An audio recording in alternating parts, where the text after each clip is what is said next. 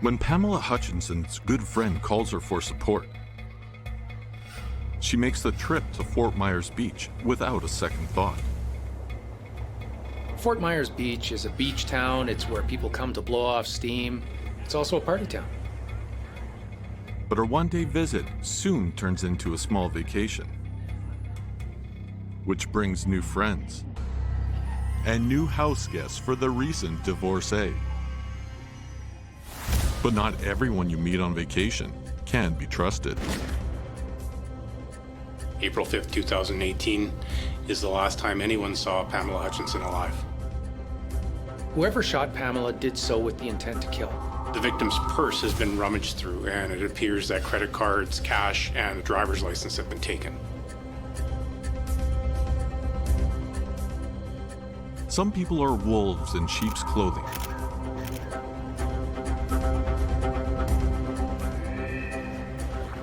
Who wait for the sun to go down to hunt for their next victim.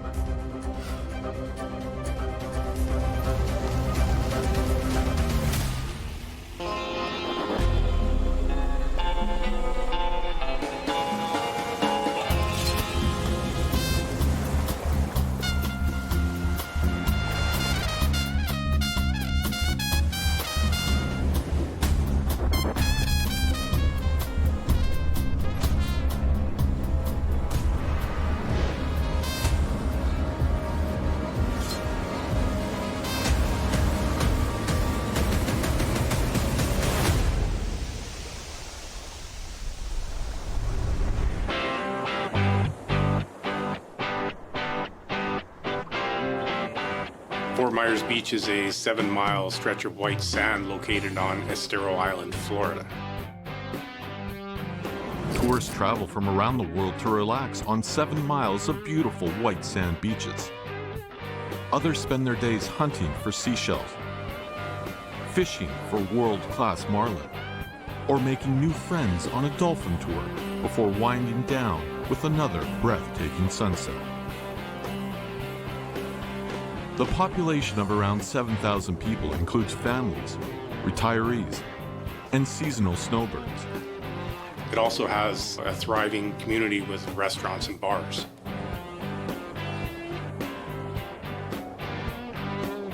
It would be considered a great place to go for a vacation, to retire to, just a place in general to go and soak up the sun. But if you travel 10 hours north, you'll arrive in Columbus County, North Carolina. Named after Italian explorer Christopher Columbus, Columbus County might not have the beaches of Fort Myers, but it is located right next door to the near 16,000-acre Green Swamp, a national natural landmark that's home to a number of endangered species and plant life, including the Venus flytrap. Columbus County is also where Pamela Hutchinson is born on September 1st, 1958. Pamela is born to parents Eugene Sellers and Sharon Watts, and graduates from Fauquier High School in Warrenton, Virginia. Pamela goes to the Virginia Commonwealth University School of Dentistry, but suddenly she decides to take a totally different path and ends up managing a car dealership.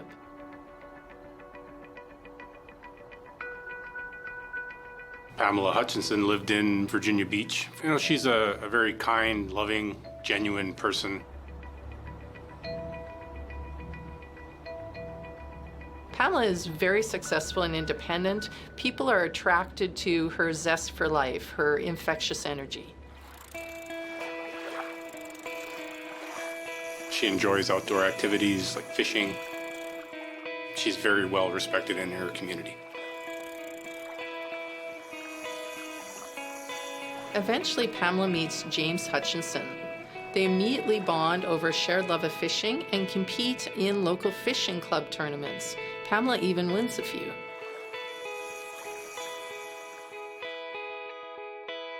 Pretty soon after, they marry and end up having 2 daughters. But then, in 2016, after 20 years of marriage, Pamela asked James for a divorce. Pamela's gone through some recent life changes. In fact, she recently divorced from her husband of 20 years, but the divorce itself seems to be pretty amicable.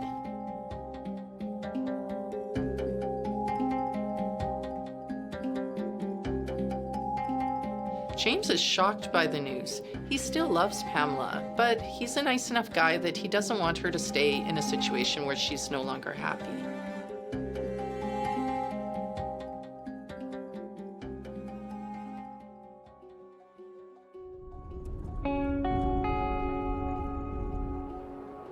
After the divorce, Pamela leaves Virginia Beach and moves to Florida in 2017. But then, on April 3rd, 2018, a friend from Fort Myers Beach reaches out to Pamela after another tragedy. Pamela's friend experiences a tragedy.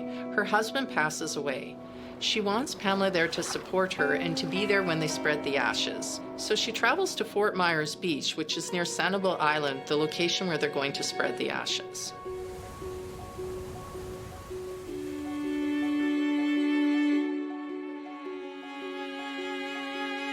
Pamela's in Fort Myers, Florida on April 3rd, 2018 to help a friend. Her friend's husband passed away and she was there to help scatter the ashes. She was staying at a timeshare, but the plan was to return back home the next day.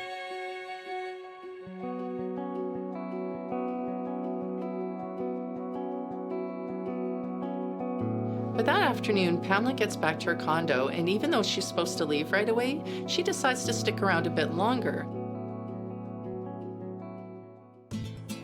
There's so many things to do there. There's beautiful beaches. Why not hang around and see what's going to happen? So she goes out that night and she has a fantastic time.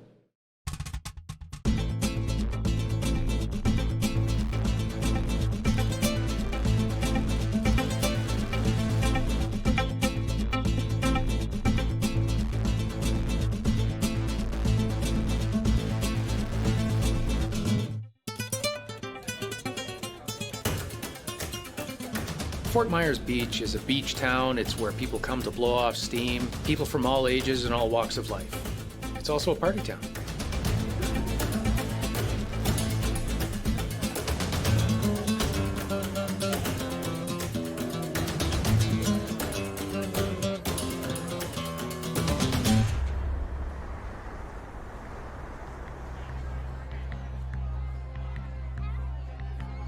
This is exactly the type of break that Pamela needed from her busy job. She's got a beautiful view of Matanzas Pass from her window. She can hear music from the nearby bars and restaurants. It just seems like paradise, an idyllic place to spend some time.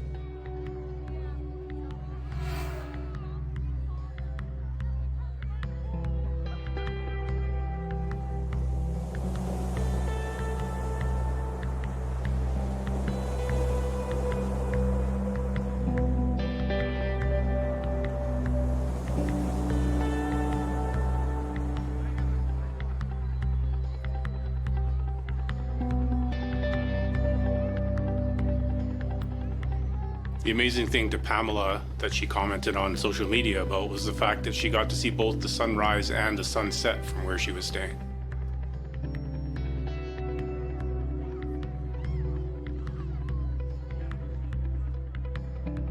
The next day is April 4th, the day Pamela planned to go home.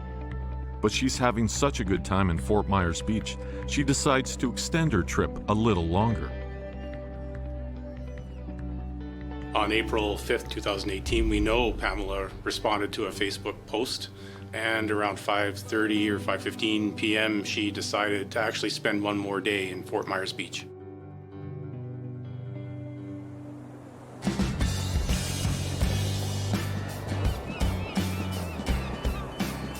Even though this was a solemn occasion for her friend, now that that duty is over, Pamela has a chance to unwind and have some fun.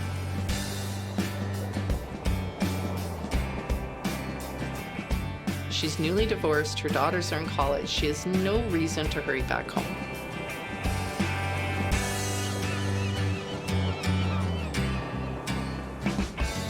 She's in a beautiful location where there are 265 days of sun a year. Why not relax and enjoy it?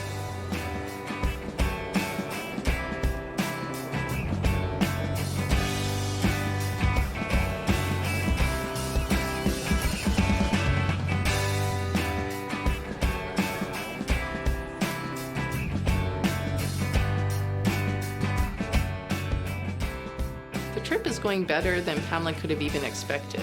She's been going out every night, she's met some great people, made some new friends. This is exactly what she hoped would happen when she stayed.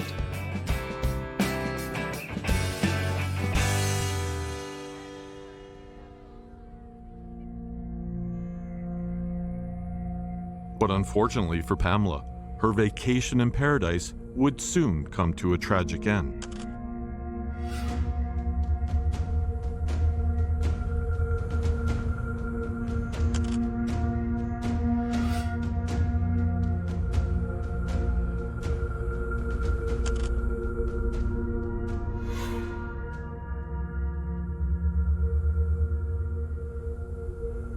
On April 9th, 2018, the general manager of the facility actually goes into Pamela Hutchinson's room because there's a complaint that the water isn't working.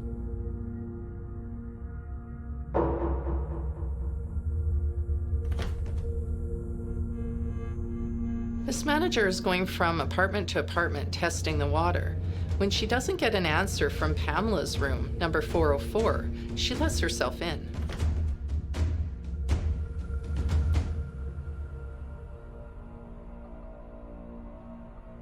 The first thing that the manager notices is a vile smell. She then sees that the bathroom door is shut and towels seem to be jammed underneath.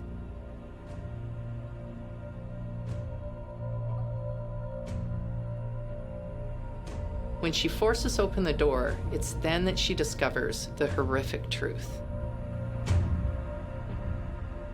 It's at that time they discover her body.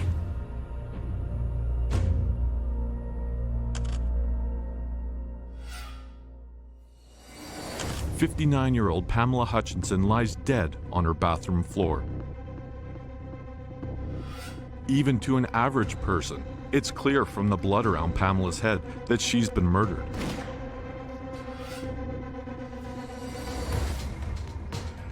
But the question is, who would want to kill this kind-hearted woman having the time of her life on vacation, and why?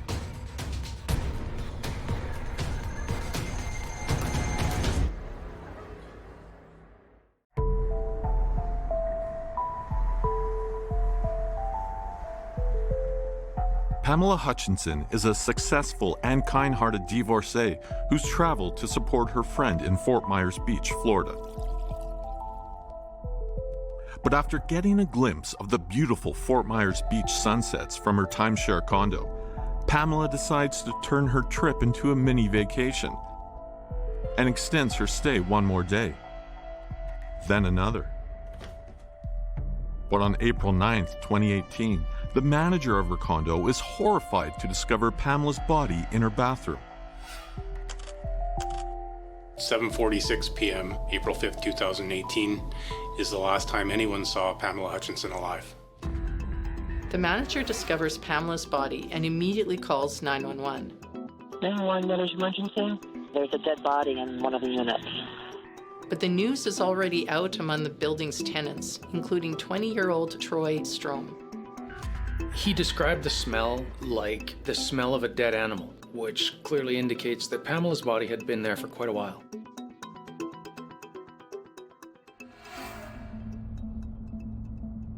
Responding to the 911 call, Major Crimes Unit Detective Rollins of the Fort Myers Beach Police and Medical Examiner Martin. Investigators find that there's towels placed over Pamela's body and there's a pillow under her head. But the pillow has a bullet hole on it with soot around the hole, so it's obvious that this was used to muffle the shot. It appears that towels and pillows have been positioned in such a way as to block air gaps under the door or around doors. Martins, the medical examiner, does a full examination of Pamela's body and estimates that she's been dead for at least 4 days. It's determined that the cause of Pamela's death is a gunshot wound to the torso. With all of the evidence around the crime scene, Pamela's death is officially ruled a homicide. But why would someone want to kill Pamela?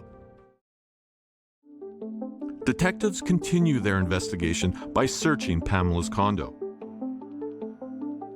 They also note that in the kitchen area, the victim's purse has been rummaged through, and it appears that credit cards, cash, and a driver's license have been taken. Is this murder a robbery gone wrong? Or could the killer be looking to steal Pamela's identity?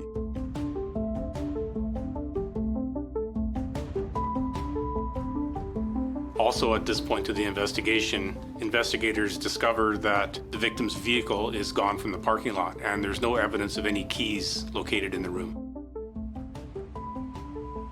Detective Rollins calls in a be on the lookout, or BOLO, on Pamela's car, both the description and her license plate. Because whoever has her car likely is the person who killed her.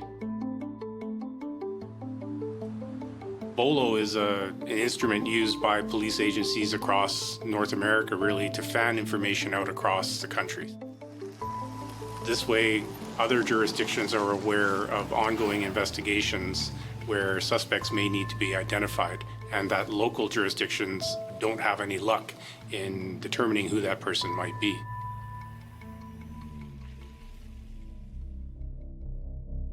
Detectives speak with the condo manager to learn more about Pamela's stay at the condo.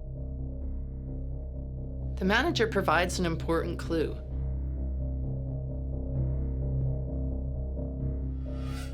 She tells detectives that she noticed Pamela wearing a lot of gold rings and using a credit card.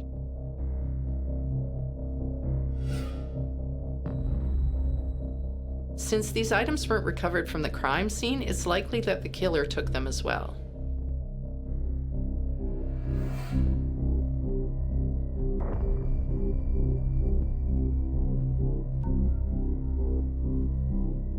But what the manager doesn't know is who could have gotten into Pamela's room.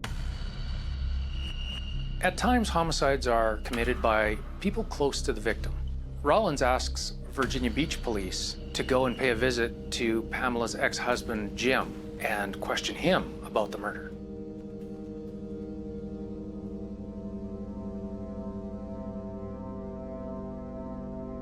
When James is informed of her death, he's devastated. He never wanted to divorce Pamela in the first place and was still in love with her. This is the worst possible news. Jim's co-workers can say that he was at work during the time of Pamela's death. There is not enough time for him to go to Fort Myers Beach and back again, ruling him out as a suspect in Pamela's murder. Detective Rollins notes that everyone who knew Pamela loved her. Even her ex-husband holds no grudge. Not only that, she's having a great time at her vacation. Is it possible that she met someone at Fort Myers Beach? At Pamela's autopsy, the examiner sees no signs of struggle on the body and no clear defensive marks. Pamela Hutchinson had 2 gunshot wounds, one to her shoulder and one that entered through the left lower lobe of her lung, went up through her chest, through her esophagus, right atrium of her heart, and out the right upper lobe of her lung. She had a lot of internal bleeding into her intestines, her kidneys were pale, so she died of extreme blood loss due to a gunshot wound. She was probably shot in the shoulder first, which knocked her to the ground, and then she was shot at a downward angle towards her heart. This isn't a crime of passion. Whoever shot Pamela did so with the intent to kill. Detectives pay another visit to the condo manager to pull the building's video surveillance to see if they can find evidence of the killer. On April 3rd, there's video footage of Pamela's white Acura TL pulling into the village marina. We can see Pamela coming and going from her room quite a bit on the day before. And then on April 4th, we see her going to her room with a mysterious blonde woman. Video footage shows Pamela and an older woman in her mid-50s walking towards her condo. Later that day, they go to a restaurant together. The next night, we see Pamela returning with the same blonde woman. But at 8:34, the mysterious woman leaves Pamela's room by herself.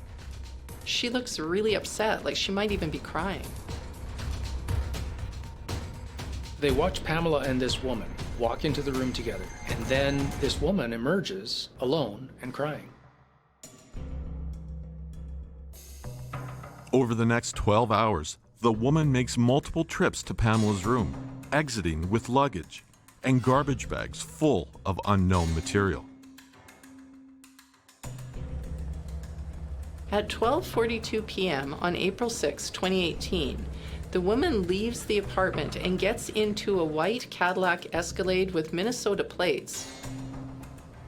Shortly after that, detectives locate footage of this woman stealing Pamela's car. From the security footage, they add photos of Pamela's car to their nationwide bolo. Since no one else is seen entering or leaving Pamela's room, it appears that the sweet-looking woman probably befriended Pamela, stole her belongings, and killed her. This mysterious woman's vehicle has a Minnesota license plate, which turns the investigation towards Minnesota. Rollins receives a call from the Minnesota Lee County Sheriff's Department. Sergeant Foraker calls Detective Rollins and says, "I have crucial information for you. I know the name of your killer." Pamela Hutchinson is a successful and kind-hearted divorcee, having the time of her life on vacation in Fort Myers Beach, only to be found shot in her condo bathroom. But after Fort Myers Beach Detective Rollins discovers a strange woman exiting Pamela's room with tears in her eyes shortly after her murder, he's shocked to get a phone call from Sergeant David Foraker in Minnesota, who claims to know the identity of the killer. As it happens in this particular case, Dodge County detectives recognize the picture as being that of Lois Riess, and an officer signs a sworn affidavit identifying Lois Riess in the photo. Sergeant Foraker reveals that Lois Riess isn't the kindly, grandmotherly woman she appears to be. In fact, she's wanted by the Dodge County Sheriff's Office in Minnesota for felony theft and perhaps the homicide of her husband.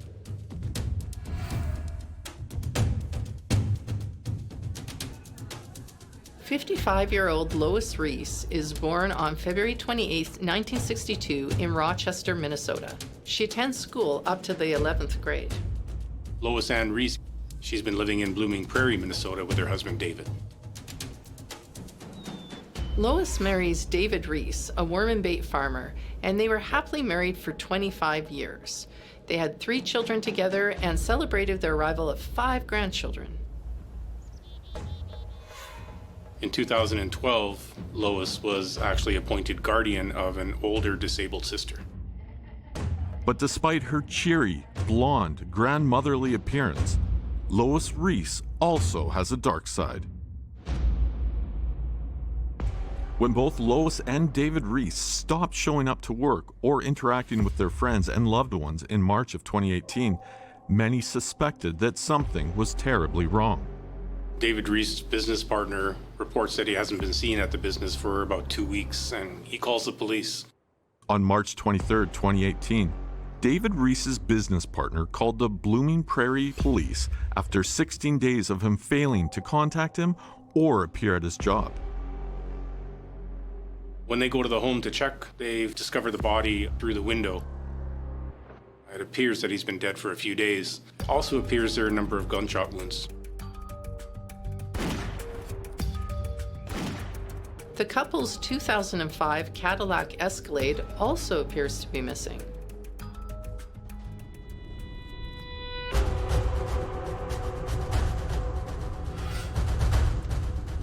Lois Riess, David Riess' wife, isn't around, so she becomes a person of interest, and it's known now that police want to speak with her about her husband's homicide. Lois is picked up on video surveillance camera footage at a gas station in Iowa about 40 miles away. In following this lead, investigators learn that she asked for directions of the clerk at the gas station.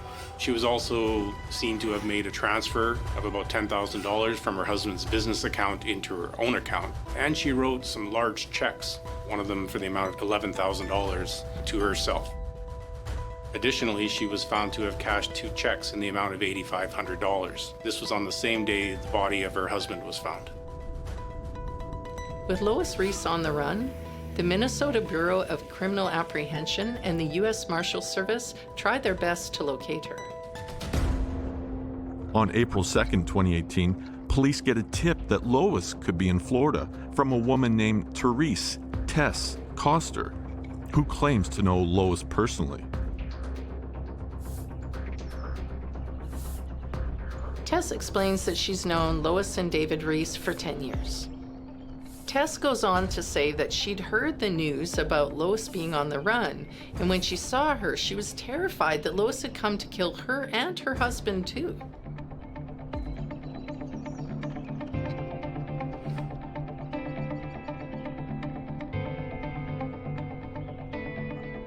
And they acknowledged each other, but Lois acted strangely and left.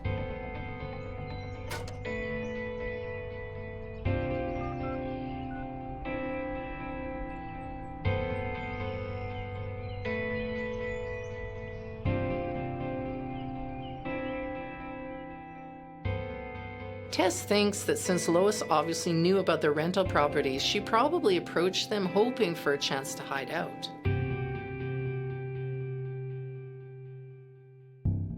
She later found out that Lois had in fact knocked on one of the doors of a rental property she had, claiming to be staying there.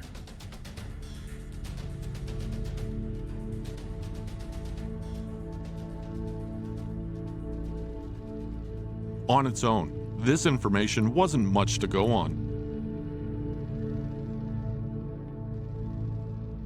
But Sergeant Foraker's luck was about to change. Sergeant Foraker receives one of the bolo photos and recognizes that it's Lois Riess driving the stolen Acura. And he puts it all together in his head and contacts Detective Rollins. Detectives also noticed similarities between the two murders. The MO of David's murder is very similar to that of Pamela Hutchinson. Both victims were shot in a bathroom with what appears to be a small caliber handgun, perhaps a .22, and then were draped in a towel.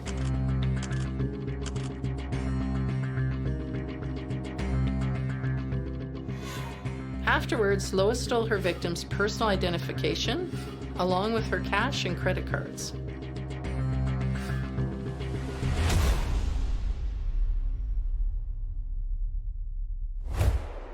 But why did Lois Riess target Pamela Hutchinson?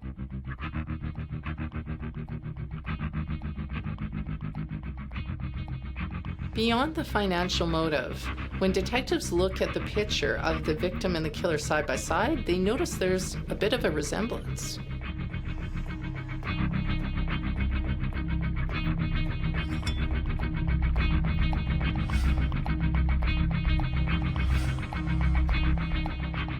Pamela, in fact, looked very similar to Lois. Investigators believe that Lois was in fact using Pamela Hutchinson's identification and her credit cards.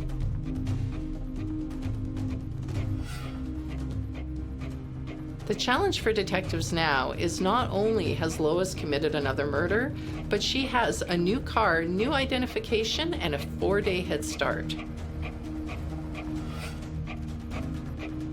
She could be anywhere. This murder case has turned into a nationwide manhunt.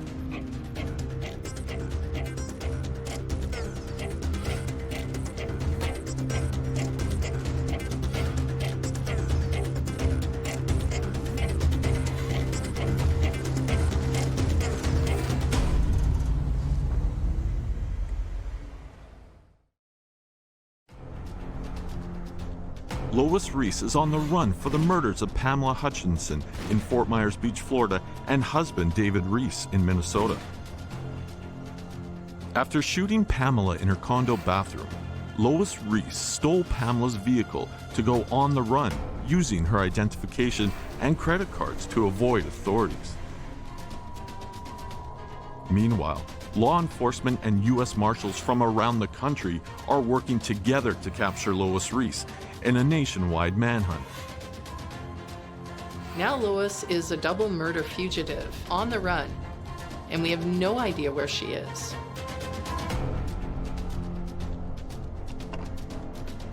One of the ways that detectives will track Lois is to monitor her financial statements.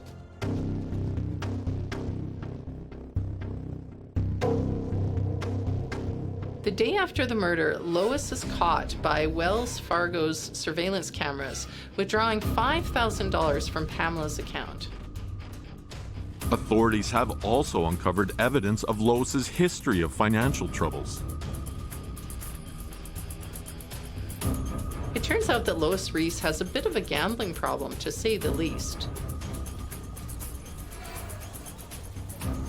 She's already lost $500,000 of inheritance money, and this could possibly be the motive for what she did to Pamela.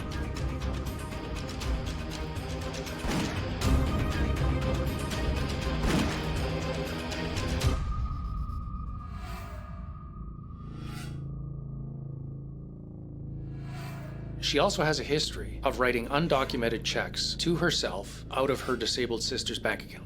Records show that it totals approximately $78,000, but no charges have ever been filed. With evidence of her financial history confirmed, investigators double their efforts on finding Lois Riess.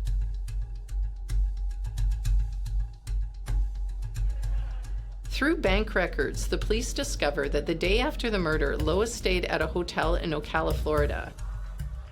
She stays one night and orders room service and a movie. The receipt for the room service was signed with the name Pamela Hutchinson. Afterwards, Lois uses another one of Pamela's credit cards to extend her stay for another 3 days.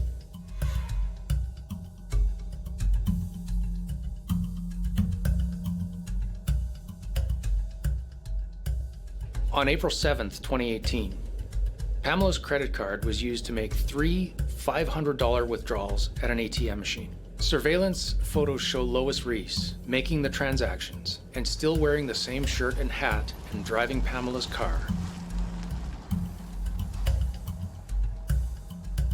All indications are that Lois has left Florida, however, and that she's on the move westward. Louisiana State Police indicate that they've spotted Pamela's vehicle in that area. The same thing for Texas. Everything in the investigation up to this point leads to the fact that Lois has taken Pamela's vehicle and is traveling westward.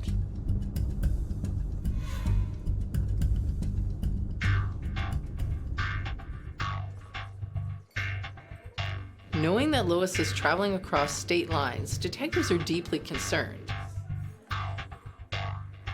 If she runs out of money, could somebody else be in danger? Could Lois potentially kill again?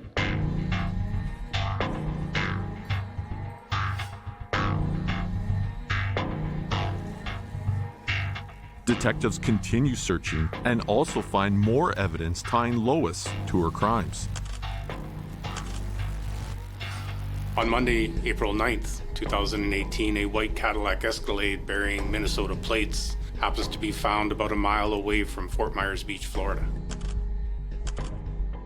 This vehicle matches the color and description of a vehicle that Lois was last seen driving. It's also believed by investigators that the weapon used to kill Pamela is the same weapon that was used to kill David Riess. As the case winds on, Lois begins to get some lovely attention in the international and national press. They call her the Granny Killer for her sweet grandmotherly appearance and Losing Streak Lois for her gambling. What has become evident is that Lois Riess is all over the place in Fort Myers Beach, Florida. There is video surveillance of her going to ATMs, going to hotels, being seen walking on the street. Her vehicle is located there. Also nearby in Ocala, Florida, Lois has been spotted there, and it just so happens that Pamela Hutchinson's credit card was used around that same time. Then, on April 19th, 2018, the intense media coverage leads to a break in the case.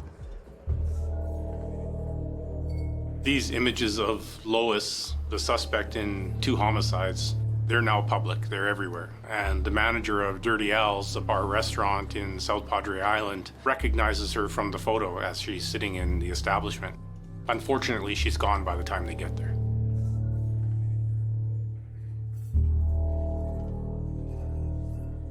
South Padre Island is another resort town, this time on the Gulf of Mexico.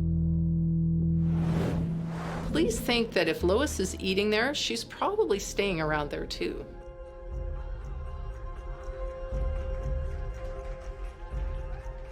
They even have plainclothes detectives starting to search other nearby restaurants. Finally, on April 20th, 2018, after a month-long manhunt, police get the break they've been waiting for.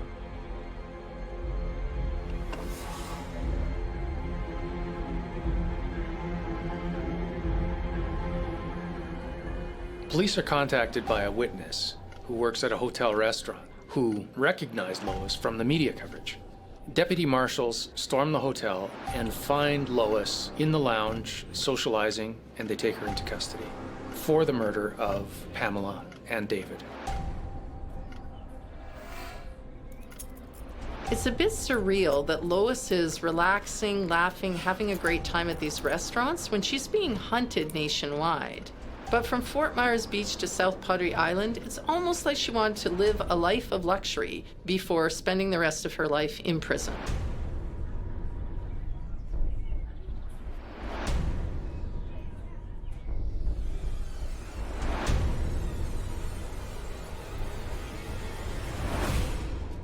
In Lois's hotel room, the investigators find a 9mm and a .22 caliber handgun. As well, investigators find a black bag containing firearm paraphernalia, bullets, a holster, duct tape, and rubber gloves. There's Pamela's checkbook, her 4 credit cards. It's almost if all the evidence of Lois's crimes is right there in that hotel room. Before investigators can even interview Lois, she invokes the right to retain a lawyer and remains silent. They're not going to get a single word out of her, so they turn to her cell phone, where they find startling new evidence of a potential 3rd victim in Lois's killing spree. Lois Riess has been arrested for the murders of her husband, David Riess, of Blooming Prairie, Minnesota, and tourist Pamela Hutchinson in Fort Myers Beach, Florida. But after confiscating Lois' cell phone, detectives uncover evidence that indicates Lori could have a 3rd victim. Detectives discover text messages that show that Lois probably befriended a South Padre Island woman named Bernadette Mathis, who was 65.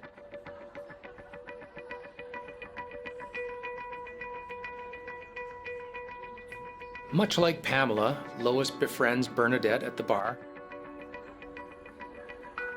But Bernadette, she's out of it. She's had too much to drink.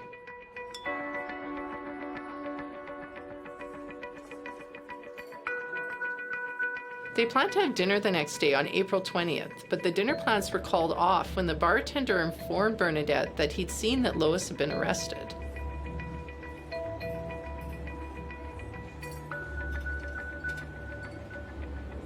Well, of course, it's just speculation at this point, but detectives are left to wonder if perhaps Bernadette could have become another victim of Lois Riess.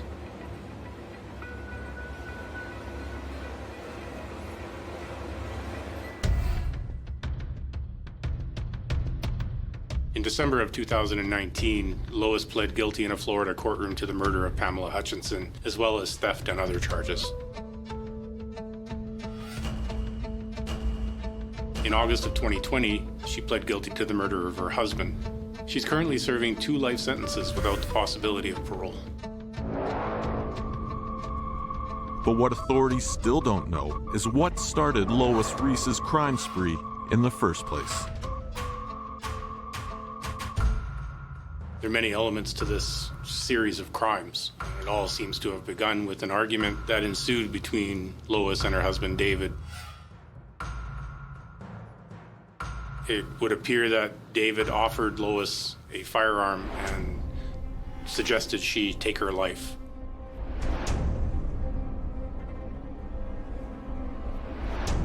She then decided to kill David with the firearm.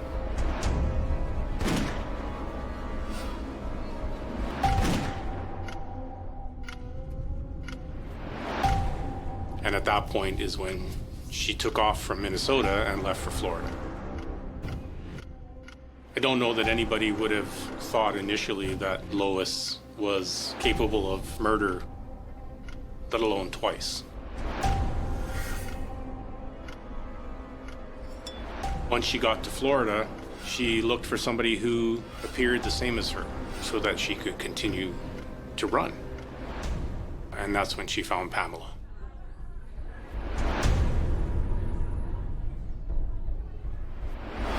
And it appears the only motive for the murder of Pamela Hutchinson was the fact that she looked similar to Lois. Lois wanted to keep running from the law. Pamela was her way of doing that. Lois stole Pamela's car, she stole her credit cards, she stole her identity, and she continued to run from the law.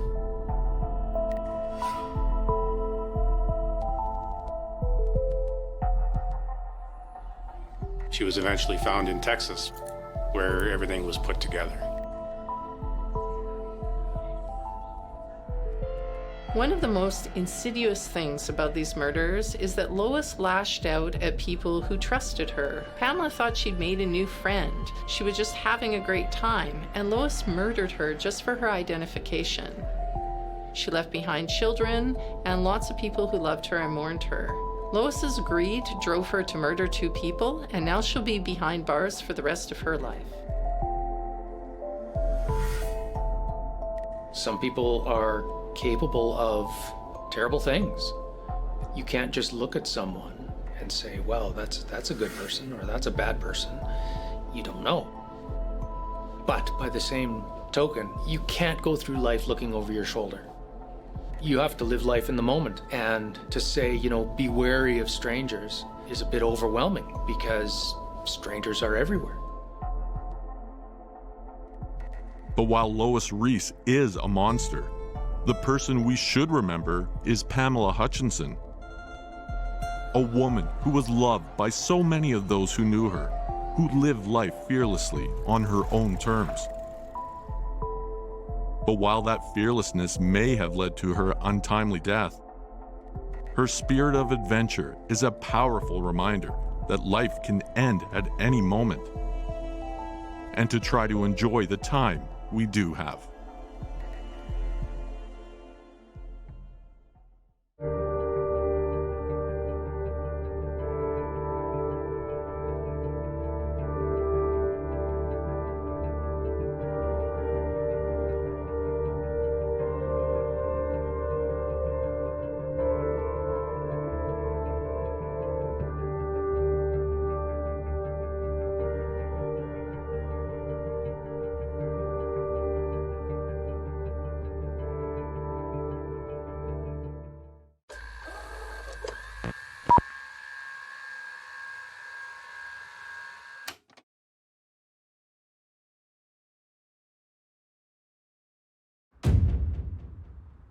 The bright and shining city of Miami Beach is a huge vacation destination.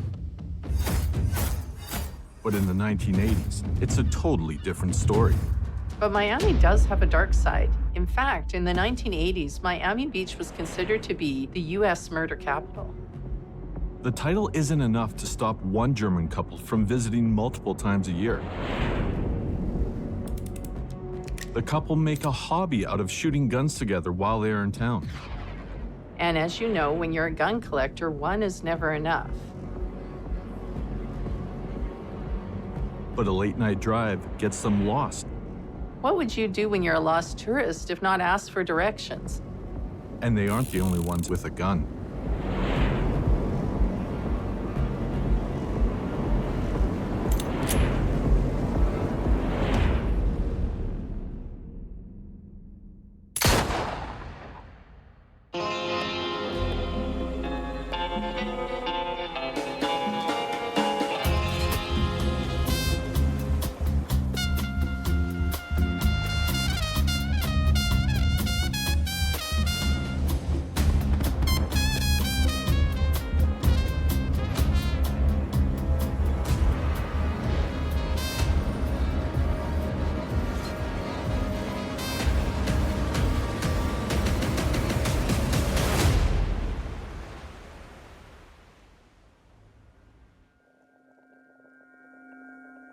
Kirsten Kischnick is born in Germany in the mid-1950s. Kirsten Kischnick begins a relationship with Dieter Riechmann sometime in the early 70s. So we don't really know that much about how they met originally, but we do know that by 1974 they were dating. This is when Kirsten takes Dieter home to meet her family, so we can assume it was fairly serious. They were together for a long time, a better part of a decade, and in that time, of course, they sort of became one. Their lives became intertwined. They had mutual friends that they would spend time together. They had a lot of mutual interests. But their relationship isn't without its ups and downs. Kirsten and Dieter separate for an unknown amount of time around 1980. The cause is a mystery, but they are able to reconcile and are back together by 1983. Kirsten and Dieter love to travel, and it seems they have a favorite destination. They seem to love to go to Miami. Who doesn't love Miami? The sun, the surf, the palm trees. They went there twice in 1986.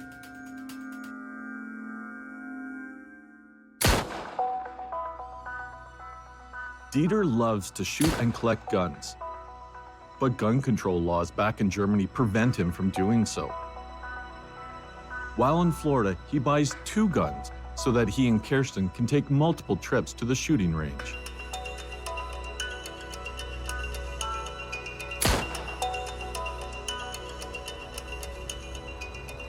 Dieter seemed to have an affinity for guns, so much so that he purchased a few while in the US.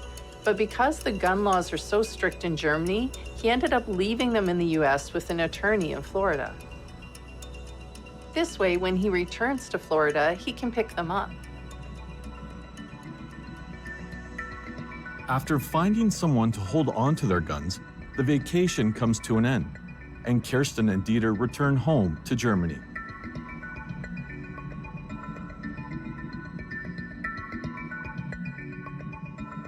But it isn't long before another trip to Florida is booked.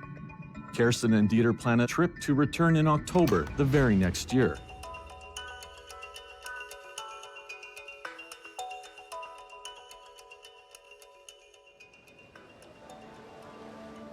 Miami Beach is a beautiful vacation destination, renowned for its beautiful weather and sandy beaches.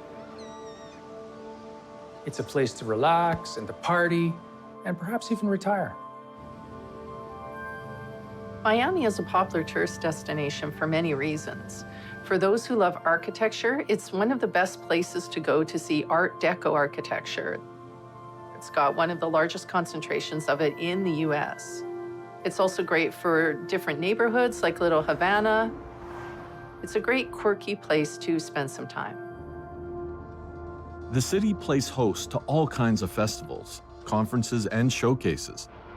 And once arriving, everyone is sure to find something exciting between the high-end shopping, fine dining, and the wild nightlife. But the city hasn't always been as bright and shiny as it appears on first glance. Miami Beach kept cops busy in the 1980s. It was a hotbed of crime and corruption, with gang violence and the drug trade driving a lot of the problems. This is Miami Beach, as Kirsten and Dieter know it. The city they have traveled to multiple times and enjoyed enough to return once again. They arrive on October 2nd, 1987, and plan to stay through October 31st. The first stop when they get into the country is for Dieter to rent a car to help them get around. This vehicle comes with insurance that promises double indemnity in the event of a passenger's accidental death in the vehicle. While the couple is ostensibly back in Florida for a vacation, Dieter has a secondary purpose for the visit. Dieter's plans are to spend a portion of this current vacation looking at real estate. He's hoping to open a clothing boutique here in the US. On October 9th, they go back to the local attorney to retrieve the guns that they had left on their previous visit. One of the things the couples share is an interest in guns. And as you know, when you're a gun collector, one is never enough. When Kirsten sees a gun she likes in a magazine, he has to buy that one too.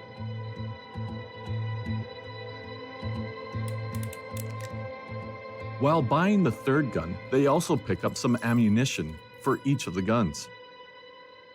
From there, they are off to the shooting range to enjoy their new purchases.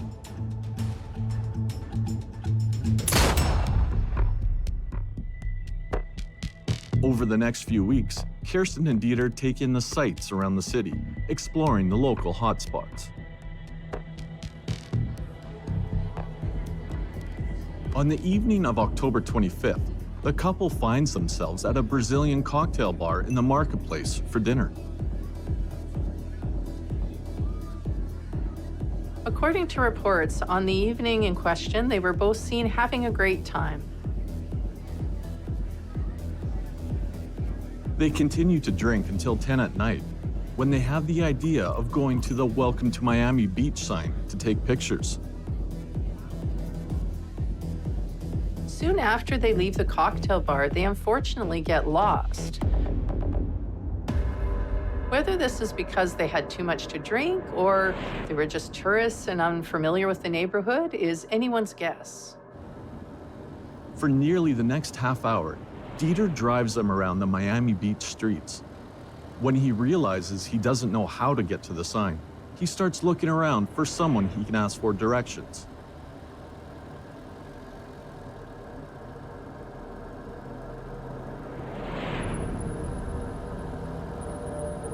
A group of drug dealers standing on a street corner see Dieter slow driving. Believing that he might be looking to make a purchase, one of the drug dealers calls out to the car. Dieter pulls a U-turn, heading back toward the voice. This could be the help they need to find their way. When Dieter stops, it's not just one man that comes up next to the car. And as they get closer, they don't look like they want to help. What would you do when you're a lost tourist if not ask for directions? However, this time, they're gonna get more than they bargained for. According to Dieter, he tries his best to get it across that they are only looking for directions. But these men have their own agenda, and certainly it is not to help these tourists. But it's the 1980s, and Miami Beach is awash in drugs, and the cartels ensure that life for those on the streets pushing the product is fast, brutal, and unforgiving.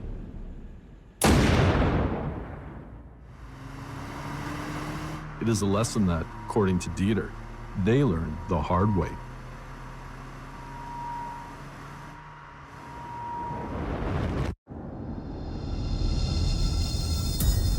Kirsten Kischnick and Dieter Riechmann are a couple from Germany.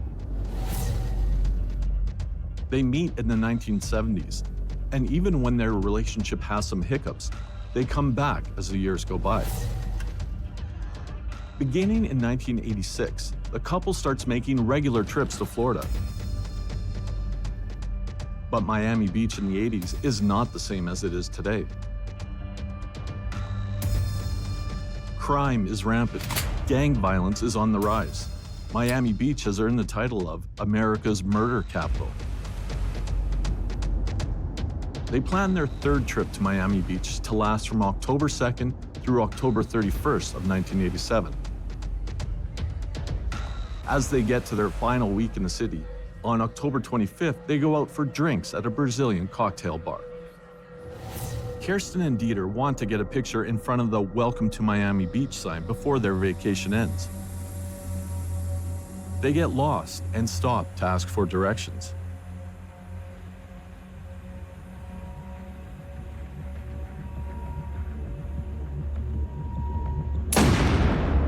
The shot rings out in the night. Everybody turns to look. Dieter hits the gas and drives away as fast as the car can take him. Dieter speeds down the street to get away. He turns to Kersten and touches her face, only to find it covered in blood. she's been shot. The flight to get away becomes even more urgent when Dieter realizes that they're not just trying to get away from someone shooting at them, but Kirsten actually needs help. He drives until he finds a police officer and gets out of his vehicle to beg for help. Kirsten's life is on the line, and if he can't find help, it could be her end. A police officer is trained to expect anything, really. Somebody here, frantic, covered in blood, asking for somebody else to be helped. The officer's first instinct would be to look for the injured person, but also keep in mind that this person here, standing in front of them with blood on them, may also be a potential threat to themselves or somebody else. When someone approaches you and they're frantic, the first thing that comes to mind is your own safety, because police officer safety is paramount to public safety.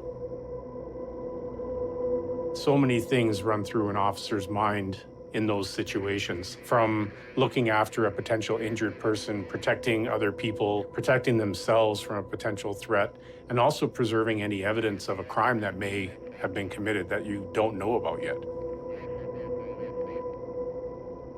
The police officer finds Kersten bleeding out in the car.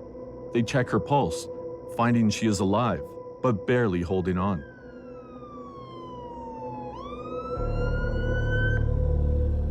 A call goes out to get a medic on site immediately. It only takes 2 minutes for them to arrive. When paramedics arrive, Dieter is distraught and is begging to go back to the vehicle to see how his girlfriend is doing, but police keep him back. They want to preserve the crime scene. They want to reduce any more escalation of the trauma of the situation, and they want to give the paramedics room to work. As fast as a fire rescue is, the odds are not in their favor. People have been known to survive gunshot wounds that would be unbelievable. Surviving a gunshot to the head depends on the caliber of bullet that's used, how close range it was, and luck. Because a .22, for example, ricochets, it'll go in but not out, whereas a .38 might go right through. Going straight through often is better because it avoids that ricochet thing. But if it's a big caliber bullet, it's gonna do more damage too, so surviving a bullet wound to the head is pretty rare. As much as Dieter asks to go back to the car to see Kersten, the police keep him away. There are a number of reasons why an officer would keep a loved one away from an injured family member or spouse. Mostly for the protection of that person so that medics or other emergency responders are able to care for them in a safe manner. We don't want somebody getting in the way unnecessarily, even though we understand it's a very traumatic event for them. There is also the possibility that this person may have committed a crime, may have actually caused the injury themselves, and is attempting to interfere in a crime scene. They may also be a potential threat to the emergency responders. So it's very important that the emergency professionals are allowed to do what they need to do, and everything else can be sorted out afterwards. Kersten does not survive her injury. Given the circumstance and her presumed cause of death, the rental car is immediately considered a crime scene, and a murder investigation begins to unfold.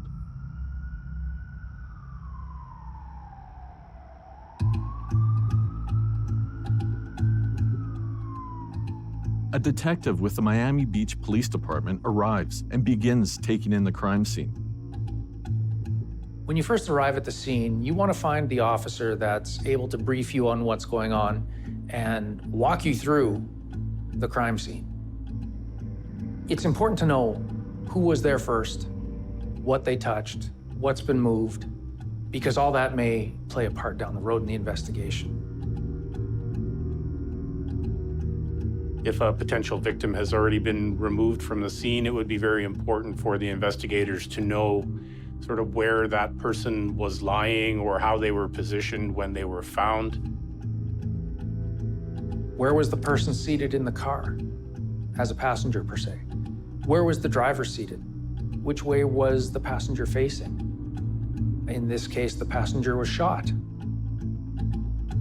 The first responders, the initial officers on the scene, are able to provide valuable information with respect to who was around at the time. You know, what were the weather conditions like? Where was the body or person located? Were any weapons in the vicinity? There are all kinds of bits of information that those first responders are going to provide to the detectives. It's completely relevant to know which way the passenger was facing. Where were the articles in the vehicle? Was there perhaps a jacket on the seat? Was there a blanket on the seat? What was the driver wearing? What was the passenger wearing? All of these things become relevant, and the only person that likely knows that are the first officers on the scene. Further investigation into the blood inside of the car starts to raise questions in the detective's mind. When there's blood found at a crime scene, we can determine the direction that an injury may have come from, the trajectory of a bullet, for example, and we can also estimate the caliber of the possible bullet used and the range from which it was fired. We also might be able to identify a victim if they're not still in the position that they were assaulted in by taking samples from this blood spatter. In this instance, we know that the victim had an entry wound on the right side of her skull, and there was splatter across the driver's side of the car. She was seated in the passenger seat. So from the blood splatter pattern that occurs there, we can tell that the direction the bullet and the trajectory it went. And we expect to see blood splatter over anything that was on the driver's side of the vehicle.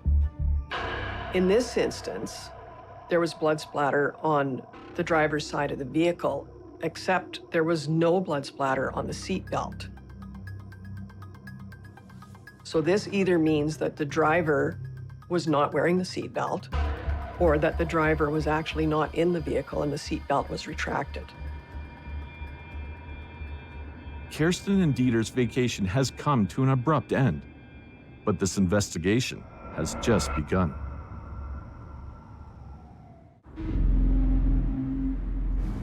Miami Beach in the 1980s is a city where the drugs flow freely and crime runs rampant. Kirsten Kischnick and Dieter Riechmann are a German couple who have flown to America on vacation. On the night of October 25th, 1987, the couple goes out for a night on the town. But when they get lost searching for the Welcome to Miami Beach sign, the vacation takes a drastic turn. Kirsten takes a bullet through her head and does not survive. But the question remains, who fired the gun? Dieter's English isn't perfect, but on this night in particular, with the emotion so high and having drunk some alcohol, which the police can smell, he's stumbling with his words even more than he ordinarily would. In the case of a shooting, a gunshot wound, once a victim has been cared for, there's no immediate need to look after that person if they're deceased, for example. One of the primary functions at that point of the detectives is to preserve any evidence. Gunshot residue is something that is not there forever. So if there's a potential for a person to have gunshot residue on them, then it's imperative that the detectives try to obtain a sample of that as soon as possible. Gunshot residue can provide any number of clues to an investigator, depending on how it is dispersed on the person. Gunshot residue on a person who fired the weapon is very different from gunshot residue that would be found on somebody in the vicinity of a gunshot. So those types of pieces of information would be very helpful in determining whether somebody may be a suspect or whether they may be related to the victim or part of the event in some other way. Dieter is brought to the police station for questioning. But the police that bring him in leave him in a holding room for about an hour.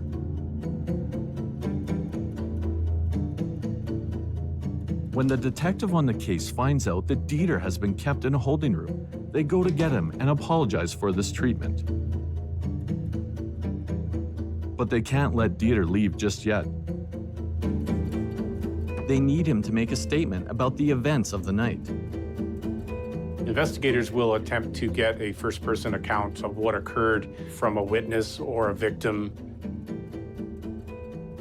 These accounts often provide details that may become forgotten later on. They may become watered down over time as a person introduces things that they hear about, what may have happened as opposed to what actually occurred.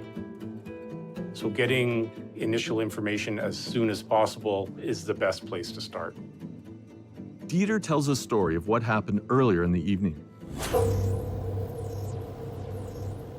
He explains that he and Kirsten were hoping to get pictures next to the Welcome to Miami Beach sign, but they got lost. He asks for directions, but senses danger. When he hears an explosion, he speeds away from the scene.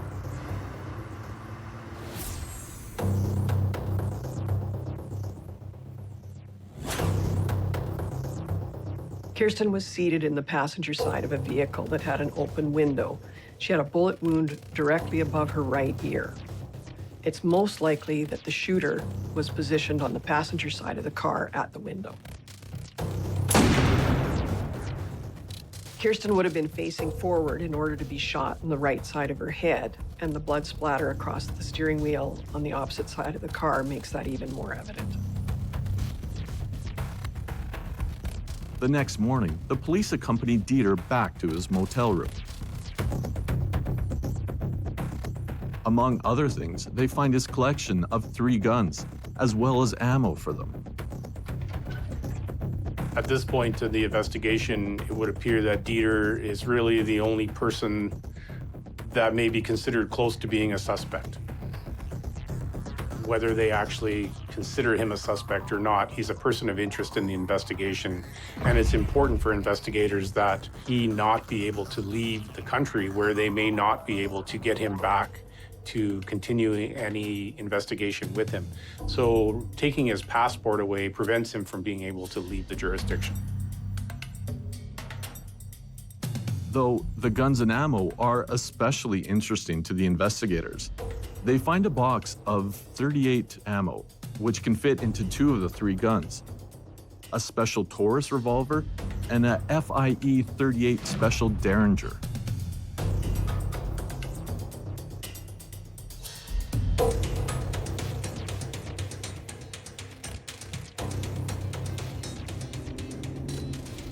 Dieter spends the next 4 days going on drive-arounds with the police, and they try to find the location where the shooting occurred. He is unable to identify the exact location, but does eventually say the area of 63rd and Biscayne Boulevard at least looks familiar.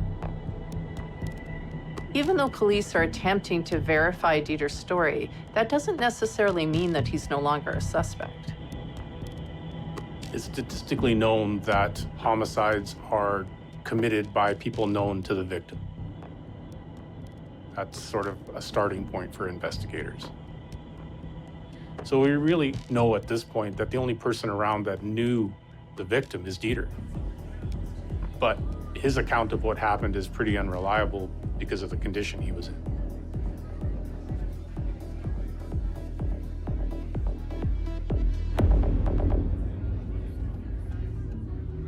On November 12, 1987, there's a similar event.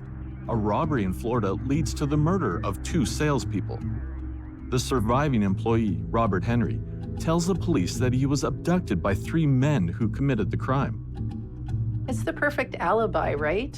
You just invent a group of people that apparently committed this crime. How are the police ever going to find out that these people don't exist? How are they supposed to figure that out? In the time that takes, you have a chance to get away or develop a better story. Robert Henry is eventually caught and incriminates himself with his own changing testimony. So as these stories start to unravel and the alibi provided by the perpetrator is proven to be false, police then sort of dig their heels in and they start looking a little harder. And in this particular case, the relationship between Dieter and Kirsten, it becomes part of the focus.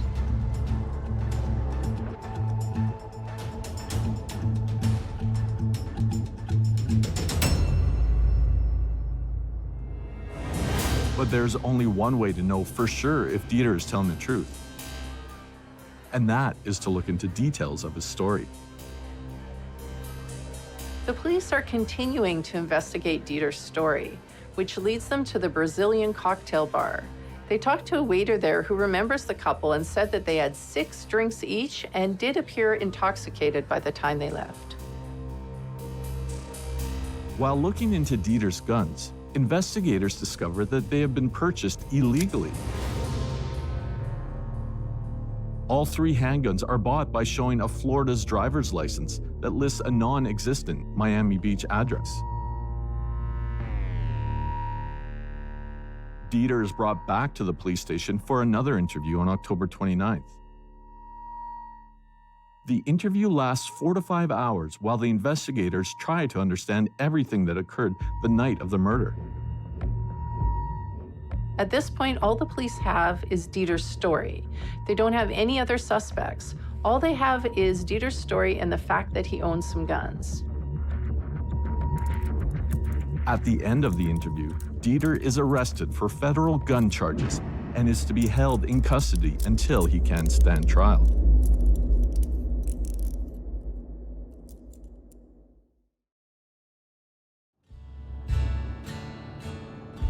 Kirsten Kischnick and Dieter Riechmann are a German couple on vacation in Miami Beach, Florida. But that vacation comes to a bloody end when Kirsten is shot during the night out. Dieter is the only witness to the shooting, but is unable to identify where exactly the shooting may have taken place. During the investigation, it comes out that Dieter has been making illegal purchases of guns while in the city. He is arrested on federal gun charges and awaiting trial.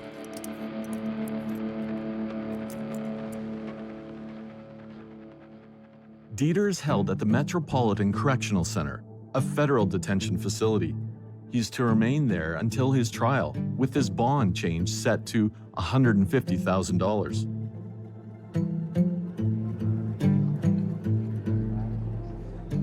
While Dieter is being held, the Miami Beach Police Department get in contact with police back in Germany in order to find out more about Kirsten and Dieter.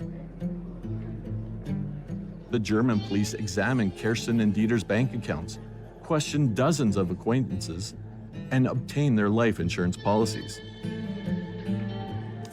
Police discover Kirsten had 5 different insurance policies on her, and this didn't even count the accident insurance that came with the car. All told, this amounted to over $1 million German marks, which today would be worth over $1 million US.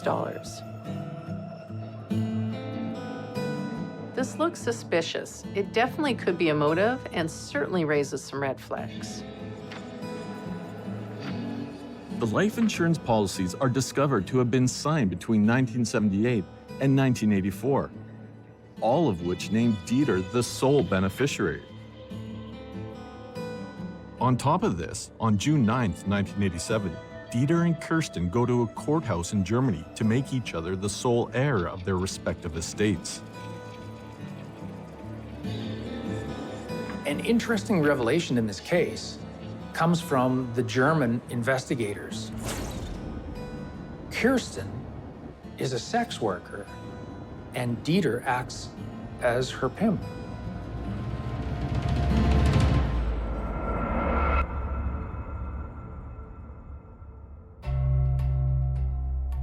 While she's said to have wanted out of this line of work, Dieter fought her on the subject. According to multiple interviews, while Dieter claimed to work, as far as anyone could tell, he was entirely dependent on the money Kersten brought in. Ultimately, the motive that is determined is circumstantial. Well, it's certainly not evidence that a person committed a crime, but it certainly does, at the same time, focus investigators on a particular person.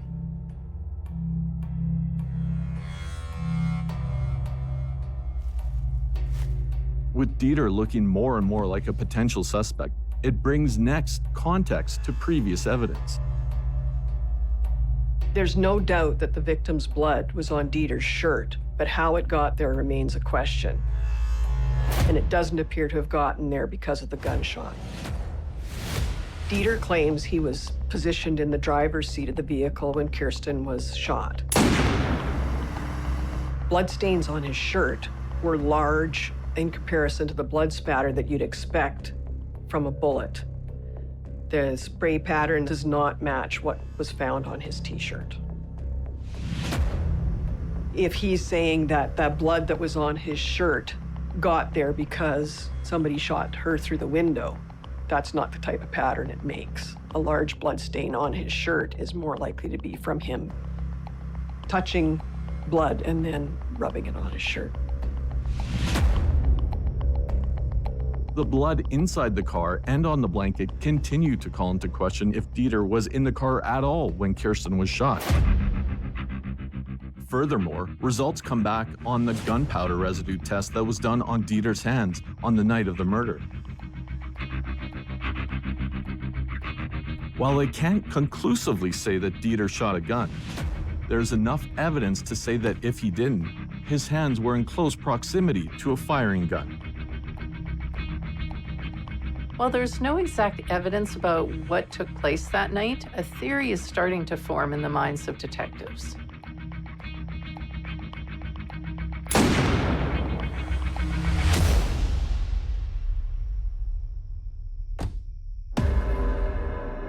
Judging by the blood on the blanket and the steering wheel and the gunshot residue on Dieter's hands, it's clear that this crime didn't happen exactly the way he said. However, because he's a gun aficionado, the gunshot residue on his hand doesn't necessarily mean that he fired the shot that killed Kirsten. While the investigation into Kirsten's murder continues, Dieter remains held and awaiting trial for his gun charges. On December 29, 1987, 2 out of 3 charges are dismissed by the judge because witnesses cannot identify a crime having been committed. He is then acquitted of the 3rd charge by a federal jury for seemingly the same reason. The very next day, Dieter is released from custody. But when this happens, he is immediately arrested by the Miami Beach Police Department detectives for the alleged murder of Kirsten Kischnick.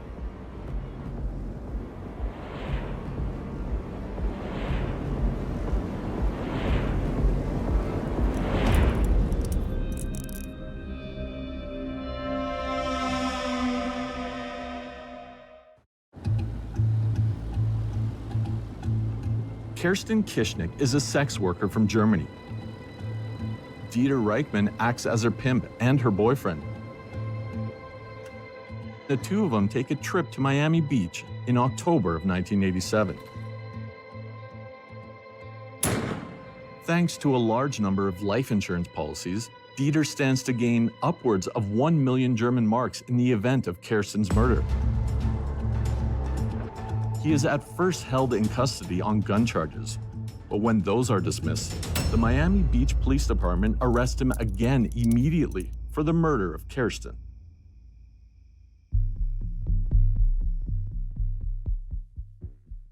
Sometimes it's beneficial to wait for a judicial process to play out before you introduce new charges. It relieves the defendant of the ability to bundle a bunch of charges and try and make a deal.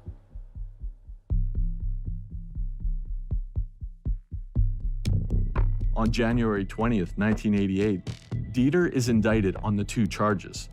One count of first-degree murder, the other for unlawfully displaying a firearm, both in connection to the murder of his girlfriend, Kirsten Kischnick. The police feel they now have enough evidence in place to show that, unlike his original statement that the car was surrounded by drug dealers after the couple had lost their way, and that one of those drug dealers shot and killed Kirsten, what they think happened was Dieter himself had pulled the trigger that fateful night. Certainly a theory that would make sense, as Dieter was the one who stood to benefit the most from Kirsten's death. When the perpetrator of a crime tries to come up with a story that's false to use as an alibi, not always quickly, but generally comes out in the wash. Forensic evidence provides information that's really irrefutable, and unless the person has the wherewithal to know what physical evidence the police are going to find, generally the stories or these alibis that are fake show themselves in the end. The fact that Dieter has a number of insurance policies on Kirsten, it certainly changes the jeopardy for him, and it raises an eyebrow as an investigator because he stands to benefit from her death. Suspicions are pointing at Dieter. There's definitely evidence surrounding him, but is it enough to win a murder conviction? Dieter spends the pre-trial claiming to be unable to recall details of the shooting beyond what he has already shared. We know the couple were drinking. We know they were lost. So the fact that Dieter doesn't have a lot of details about that night, that could be legitimate. Or it could be part of his strategy. The month-long trial runs from July 13th to August 12th, 1988. During the trial, Dieter admits to Kersten being a sex worker, but insists he is not and has never been a pimp. Well, it's completely understandable that Dieter would deny any involvement of being Kirsten's pimp, mostly because it's an illegal activity. But what it does on the other side of it is prove that his lifestyle, his entire existence really relied on the income that she provided. And without that income, he didn't have anything. So it makes prosecutors once again focus on the fact that his motive was greed and money, and that he was responsible for the murder of Kirsten. Well, when the revelation comes down from the German authorities that they have this sex worker pimp relationship, as an investigator, it would pique my interest to find out if he had other sources of income. And in this case, she is his source of income.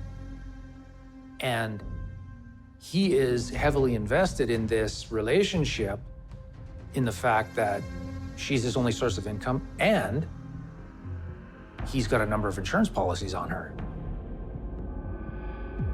The jury is presented with the evidence of the case.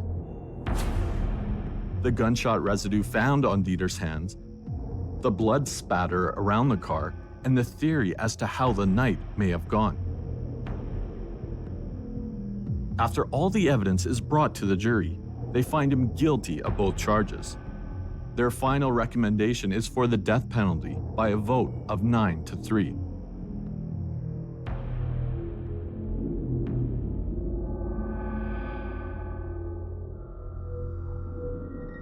Dieter is found guilty, and the motive is purely financial gain.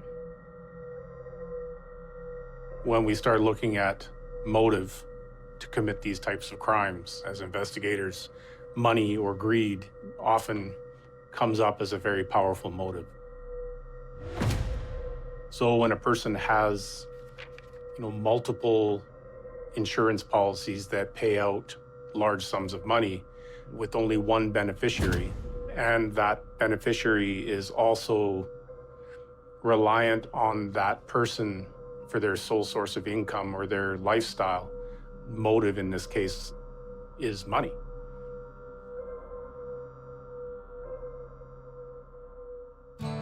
Two years later, on May 30th, 1991, Dieter attempts to appeal the judgment. But the Supreme Court of Florida is satisfied that the state met the burden of proof. On September 30th, 1994, Dieter files his first motion for post-conviction relief, making claims that the trial counsel failed to adequately investigate the case. The case is reviewed on July 19, 1996, leading to the death sentence being vacated. From all appearances, Dieter was a man who was pushing a woman to continue a life she didn't want. When she resisted, she was worth more to him dead.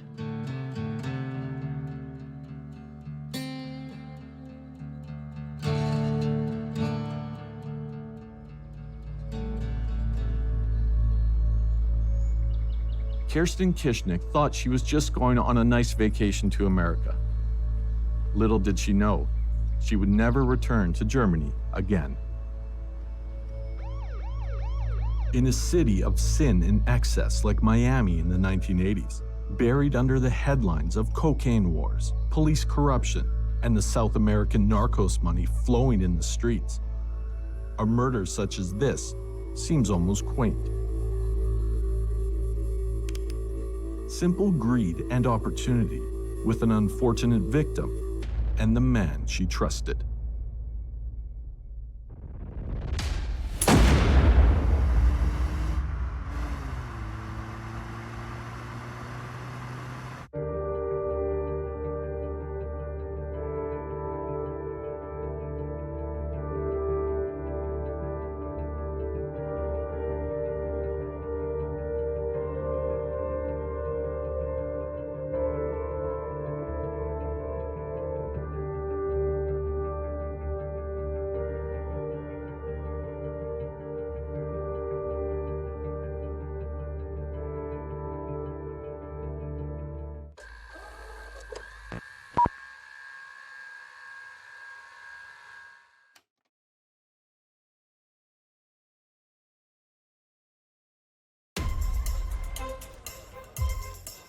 Hannah is backpacking across Thailand with some friends when she meets David, a British tourist like herself.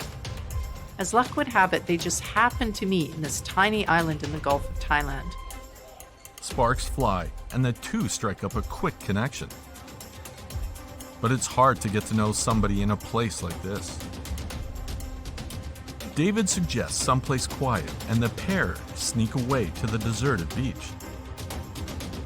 David makes his move away from prying eyes. But in such a bustling tourist destination, someone is always watching. Really, in this particular setting, the sound or the drone of the waves lapping against the shore and the pale moonlight, that would render a person undetectable. Really, they'd be merely a shadow. The romance between David and Hannah is short-lived. A trip to this tropical paradise ends in a grisly tragedy.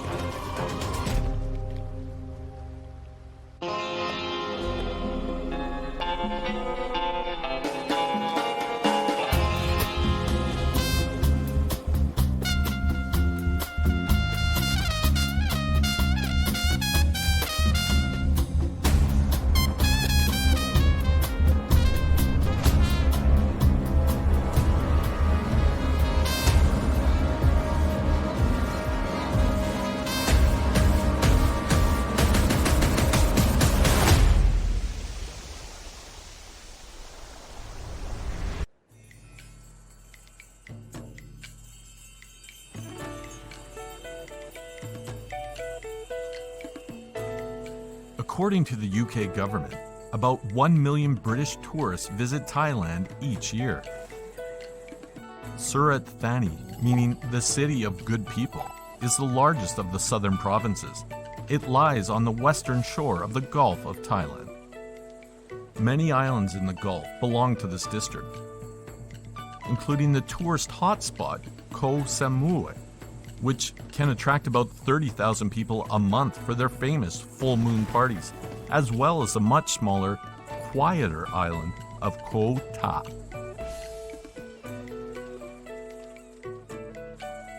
With an economy that is largely dependent on tourism, the island is known for its hiking and rock climbing, but is most notable for its scuba diving and snorkeling, thanks to its clear visibility and the variety of sea life.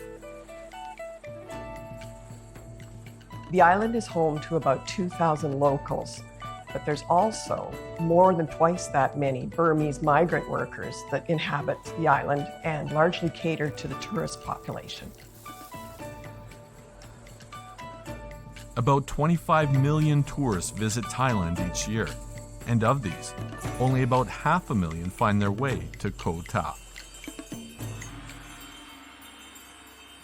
Nearly 10,000 kilometers away, in the county of Norfolk, England, lies a small coastal town of Hemsby. Hemsby is a community that lies on the shore of the North Sea, and it's a quaint and quiet tourist town. And in terms of culture and climate, it could not be more different. This quiet beach town of about 3,000 residents is home to 23-year-old Hannah Witheridge. Hannah has a sublime childhood growing up by the sea. She's described as being one of the happiest people you will ever meet, and her coach remarks at her talent as a horse rider. Hannah is a student at the University of Essex, pursuing a postgraduate master's degree in speech and language therapy. She's a smart, ambitious young woman who her family describes as a beautiful person inside and out. Hailing from a small town, Hannah has long harbored dreams of traveling and seeing the wider world. And in August of 2014, she and a couple of friends take off for a backpacking trip in Thailand. After a couple of weeks of sightseeing and parties, Hannah and her friends make their way by ferry to the island of Koh Tao to spend some time in nature, hiking, swimming, and snorkeling. It's a welcome reprieve from the larger tourist crowds throughout Thailand. Hannah's a recent graduate of the University of East Anglia. She spent most of her life, up until now, in academia, and she's still got years of study ahead of her. This is an opportunity to slow down, enjoy some much-needed rest, and spend time with friends.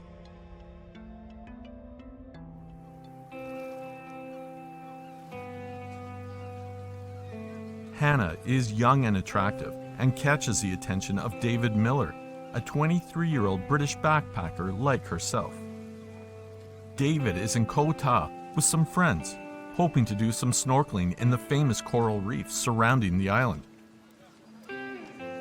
He also happens to be staying at the same hotel as Hannah. Hannah also takes notice of the young, athletic David. Like Hannah, David grew up near the sea. He's from the British Isle of Jersey, which is in the English Channel off the coast of France. Jersey is itself a popular tourist destination, blending a mix of both French and British culture, and boasting spectacular views, architecture, and beaches, as well as some of the largest tidal ranges anywhere on Earth. David is described as a bright young man and a talented artist with real potential to forge a worthwhile and fruitful path in this life. He completes his undergraduate degree in civil and structural engineering at the University of Leeds and is preparing to start a master's degree. He's just completed a 6-week work placement in Australia with a mining company, and he's excited to take a much-deserved break. David and Hannah are from two very different parts of the UK, and they've never met. But on August the 25th, they both arrive in Thailand. As luck would have it, they just happen to meet in this tiny island in the Gulf of Thailand, and they form an instant connection. Hannah is taken in by the charismatic David. He's funny, charming, and intelligent. They bond over life as a student, the pressures of university, and their plans for the future. Hannah's friends aren't so sure about this guy. After all, they barely know him, and they don't want her to get hurt. But they have to accept that she's an intelligent young woman and she must know what she's doing. Hannah assures David they'll catch up later. After all, they're neighbors for the next few days.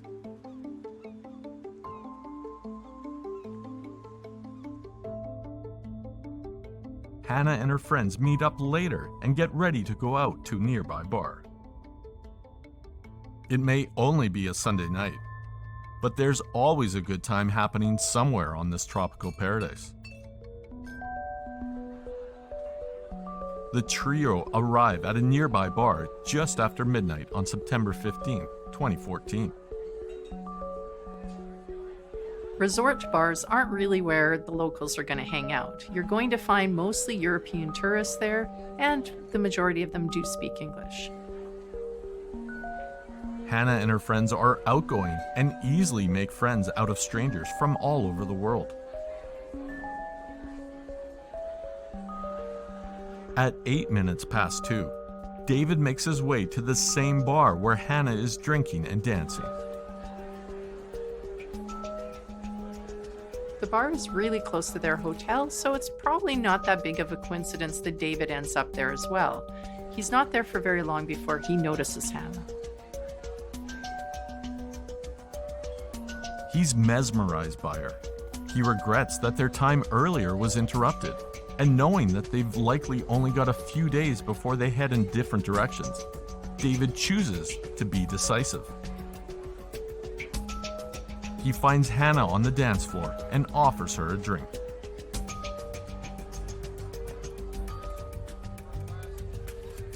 Hannah wouldn't normally accept a drink from a strange man, but in this particular case, she accepted it. Hannah and David pick up where they left off from before. Hannah falls for David, completely taken with him. But unfortunately, they're not alone.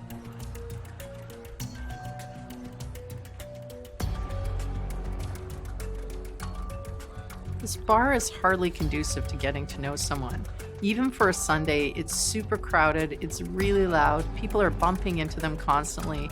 There's no such thing as personal space, and good luck trying to have a conversation over that music.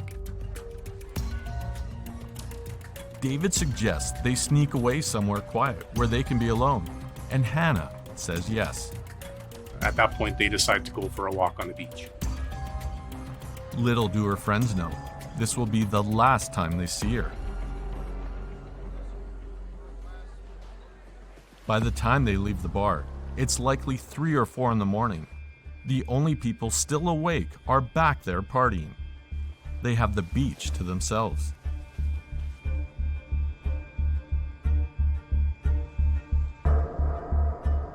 In the still, quiet night, the two draw closer. They're under a canopy of stars, the sound of the tide the only noise. It's a perfectly romantic setting, and David makes a move. David may think he finally has Hannah alone, but on an island this small, someone is always watching. Someone who has witnessed this late-night liaison does not like what they see. David and Hannah's romantic rendezvous takes an unexpected and deadly turn.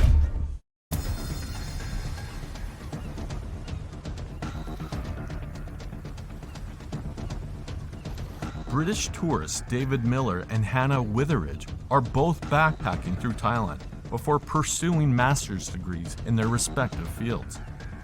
They hail from different parts of the UK and have never met before. But on September 14, 2014, they end up neighbors at the same hotel. The two quickly hit it off and a connection is formed. The pair steal away and finally have a moment alone together.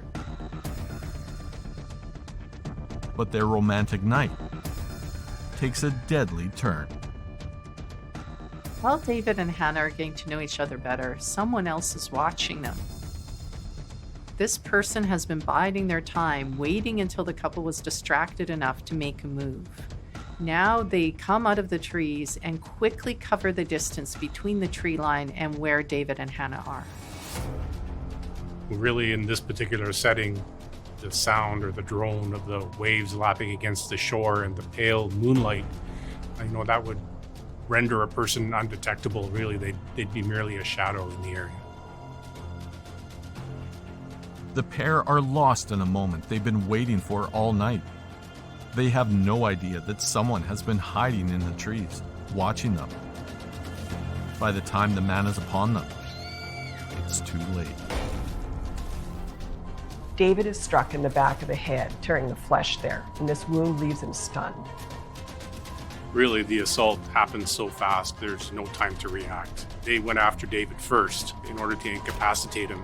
He's an athletic guy, and he would have been able to help Hannah had they not taken care of him first. So in the seconds after David is struck, he's incapacitated. That allows the attacker to go after Hannah so that she can't run for help. The blow breaks Hannah's jaw, and she's temporarily in shock from the pain. Meanwhile, David feebly attempts to grab his attacker, who easily manages to overcome his wounded victim.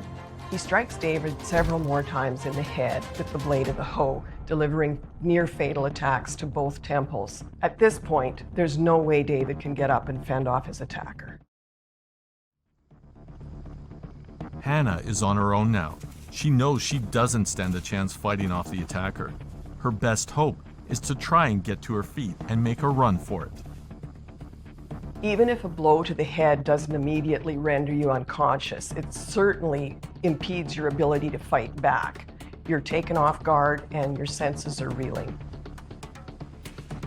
Now that the attacker is confident that David is defenseless, he turns his attention to Hannah. Sadly, there's no hope for her. She is hit in the head again. She blacks out.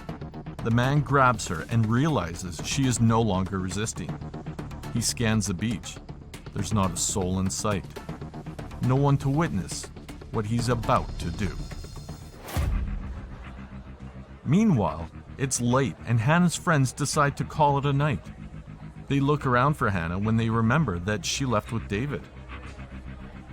Hannah's friends still can't find her, but they're not panicky yet. They assume she's either still with David or maybe she's gone back to their room. But Hannah's not here either. But they're still not too worried yet because it was really clear to them that David and Hannah did have a connection, and they assume that she must have just spent the night with him. The two get into bed, fully expecting to find their friend in the morning and press her for details of her romantic night in this tropical paradise.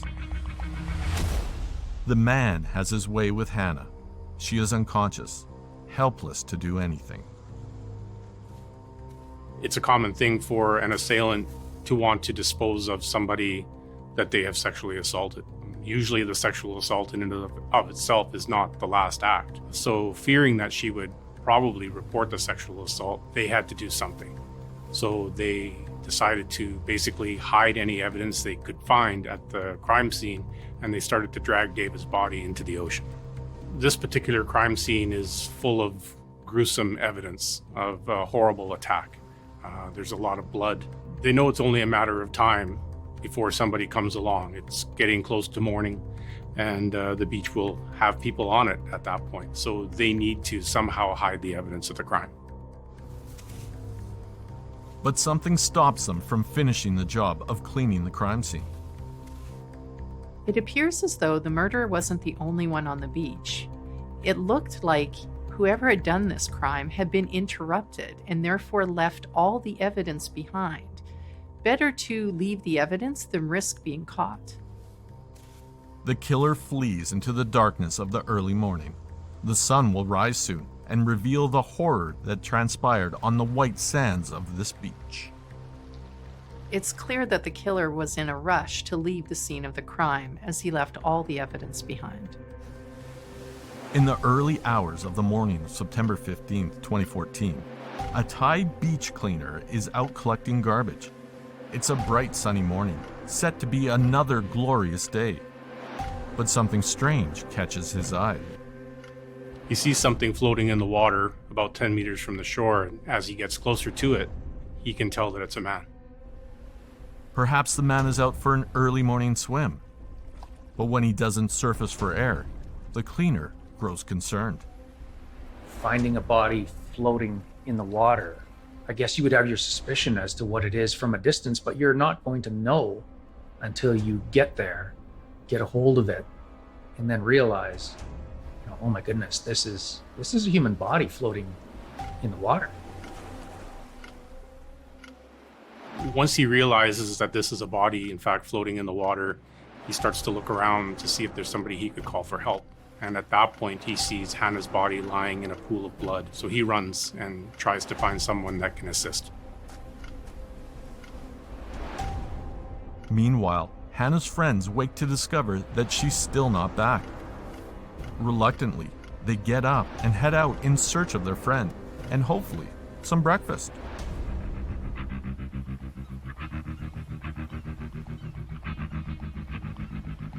The two ladies are surprised to see that police have roped off the beach, only 20 meters from the door of their hotel. The investigators are facing a very large crime scene. It's a beach and people have been all over the place and it's a large area. So they've got to get busy bagging any evidence they find in the hopes of maintaining its value in terms of the investigation. The investigators know that this is a double homicide and it's a massive task to locate all the potential evidence, and they have to do it quickly. A crime scene like this involving a beach, really is difficult to process. There are so many natural elements that have to be considered. A rising tide, for example, just the regular surf, the waves, a wind that can blow the sand around and potentially cover evidence.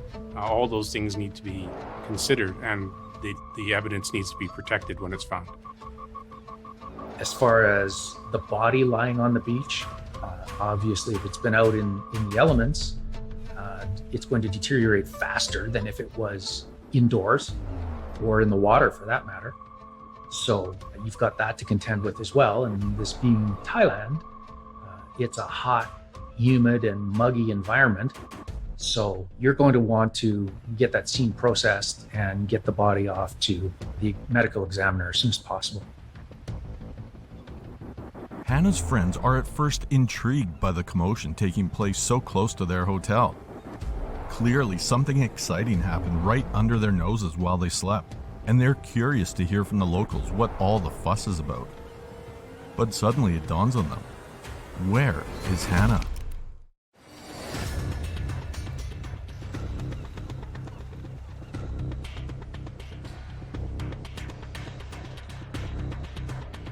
David Miller and Hannah Witheridge meet on the tropical island of Koh Tao in the Gulf of Thailand. They have an instant spark. They're at a bar near the hotel, and it's crowded, even for a Sunday night. They decide to go for a walk under the stars on the beach.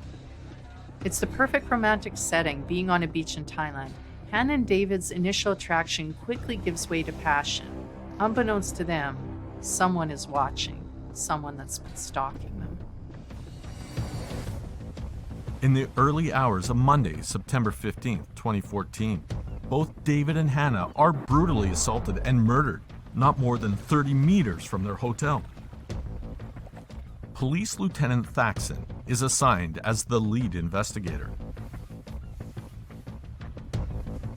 There's a lot of pressure on this police force, and it's only going to get worse. Once the British press gets wind of this case, it's going to become a huge international news story. Since much of Thailand's economy is tourist-based, there's a lot on the line. They have to solve this case as quickly as possible. With this type of crime scene being on a beach and being in close proximity to the ocean, my first concern would be, how high does the tide get? If the tide's going to swallow my crime scene, that's a problem. and there's no real way to hold back the ocean as far as I know. So you're going to want to collect that evidence that could potentially be washed away at high tide. The lieutenant informs everybody that they have to act quickly to photograph the scene and collect all the evidence because the tide is rising and they don't want the crime scene compromised. The officers do what they can, but in the end, they can't fight the force of nature. They are forced to move Hannah and David's bodies before they can thoroughly document everything. The lieutenant's decision to quickly remove the bodies from the crime scene was ultimately affirmed by one of his colleagues. And at this point, the bodies need to be taken to the lab as quickly as possible to ensure any forensic evidence or DNA can be analyzed. They have the bodies moved to the Institute of Forensic Medicine. An autopsy is performed on David to determine the cause of death. David's autopsy reveals 2 oblique jagged tear wounds to the parietal occipital area of his scalp. Similar jagged tear wounds are also found on both temples and on his right cheek. The cheekbones, eye socket, and upper jaw are broken and deformed, and water is found in both the left and right chest cavities. Therefore, the cause of death is determined to be head injury and drowning. Hannah's autopsy is performed. Hannah's autopsy reveals deep jagged tear wounds to both sides of her head and the right side of her face. 1 wound reaches to her brain. Forehead bones, left and right eye sockets, upper and lower jaws are all broken and deformed. There's also overwhelming evidence that Hannah was raped, and the cause of death is determined to be head injury. DNA evidence from the semen samples found on Hannah's body are analyzed, and they show that there may have been 2 attackers. Cigarette butts found on the beach also suggest that there was more than 1 offender present. The hoe left at the crime scene is also tested, and it's revealed that it has both Hannah and David's blood on it. This confirms that it's one of the murder weapons. Thai authorities discuss the forensic findings. The cause of death in both victims is not surprising, and neither is the fact that Hannah was raped, given the fact that she was found without her clothes. The big revelation from DNA collected from the forensic evidence reveals that there were in fact 2 potential suspects here. The order is then given to cast a pretty wide net and test everybody that works or lives in the area to see if they match the DNA found at the scene. Through this DNA analysis, they find that they're most likely looking for Asian men in this crime. Investigators can now focus on finding a specific group of suspects in this case. There's so much evidentiary evidence that comes from CCTV footage. And as long as that CCTV footage is captured in public space, there are no real privacy concerns with it. And most businesses, for that matter, like to cooperate with the police and cooperate in investigations because, let's face it, having homicide right outside your door or nearby is not good for business. Investigators collect and review CCTV footage from cameras near the bar where David and Hannah are last seen. Footage from the surveillance cameras confirm what Hannah's friends said, that they arrived at the bar just after midnight, about 12:15 a.m. to be exact, and also that David arrived about 2 hours later at 2:08 a.m. There is no surveillance video of the 2 leaving the bar, so the assumption is that they left together out the back door and went out to the beach where their bodies were later found. There's absolutely no cell phone found on David's body, even though the CCTV footage reveals that he did have his phone on him. Since there was no phone found with David, the assumption is that perhaps the killer has it. Another angle of the street reveals some individuals who may be linked to the murders. A different closed-circuit television camera captured 3 men on a motorcycle carrying a guitar stop at a convenience store in the area right around the time that this is believed to have occurred. They're seen going into the convenience store where they bought cigarettes and beer. They were then seen leaving the convenience store, riding in the direction of the crime scene. Later on, a man is seen running from the direction of the crime scene, but they can't identify him from the surveillance footage. They are able to tell, and they do believe he was Asian in appearance. Investigators decide to narrow the focus of their investigation to the migrant Burmese community. The tension between the Burmese migrants and the Thai people are generally already high as it is. The Burmese migrants come over for work and they end up taking all the jobs that the Thai people don't want to do, the dirtiest, the most dangerous. So this investigation and the fact that it's targeting the Burmese population is only going to increase tensions in that community. While investigators are confident that their suspects are Burmese men, they aren't closing any doors. There are witnesses that say that David and Hannah were seen with another British man the night they were murdered. The British man, they learn, is named Christopher, and he actually was David's roommate. There's a theory going around that perhaps Christopher was also attracted to Hannah, and perhaps his jealousy pushed him over the edge. But would being attracted to Hannah really cause Christopher to kill her and David? Doesn't make sense. Christopher is no longer staying at the hotel. For all investigators know, he's left the country by now. They'll need to move fast if they hope to bring him in for questioning. So far, they have no concrete leads, and news of the brutal murders has spread far and wide.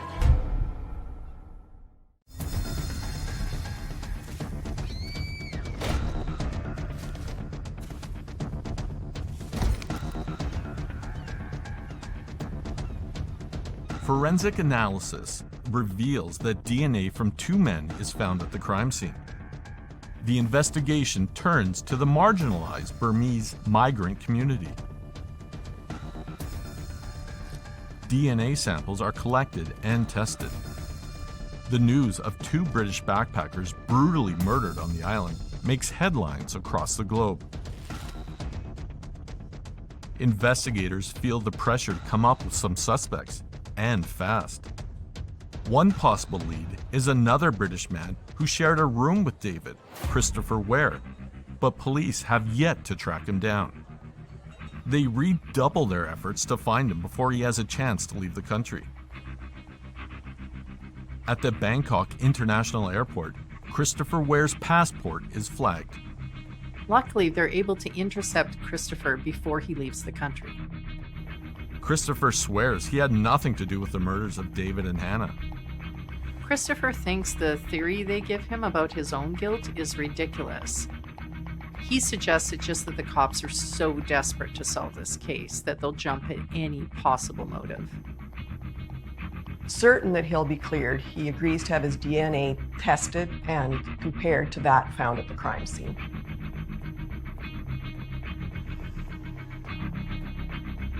Christopher Ware's DNA is tested. When tested against the semen and the DNA found on the cigarette butts at the crime scene, the test comes back negative and Christopher's cleared as a suspect in this murder. Investigators turn their attention back to the Burmese migrant community. It's now October, and investigators still have no leads. Investigators are interviewing members of the Burmese community. During the course of the interviews, they speak to a gentleman by the name of Mr. Mau Mau. And he tells them where he was on the night of the murders, and what he tells them sparks immediate interest. His story is that the reason that they were near the crime scene is pretty innocent. They picked up some beer and cigarettes and went down to the beach, very near the radius of the crime scene, to play guitar and hang out. That description matches what investigators saw on the CCTV footage. When he was shown the image, Mr. Mau Mau confirmed that it was himself and two friends riding on a motorcycle leaving the convenience store. Mr. Mau Mau reveals he was with the two men for part of the evening, but left them to go see his girlfriend, stating that they later crashed at his place once he was already home. On October 1st, 2014, investigators escort Mr. Mau Mau to his home, where he claims they may find the friends he was with that night. They find the two young Burmese migrants, and begin to question them, but they quickly realize that the boys don't speak Thai, which is a problem. Without even realizing what's going on, the boys are taken to prison and all of their belongings are removed from them. The officers detain them and seize the motorcycle and all of their belongings for further investigation. And since they're Burmese migrants, one of them can't produce any papers that say that he has the right to be there. Saw Lin is interrogated through a Burmese translator. He confesses that he entered the country illegally to work and send money home to his family. He knows he's in trouble. He's broken the law and there are bound to be consequences for that. He realizes that his best hope is to cooperate with the investigation. He was shown evidence that indicated investigators knew that he was near the crime scene. However, he denied that he had anything to do with the murders. Investigators ask if he'll submit to a buccal swab to test his DNA against that found at the crime scene, and he agrees.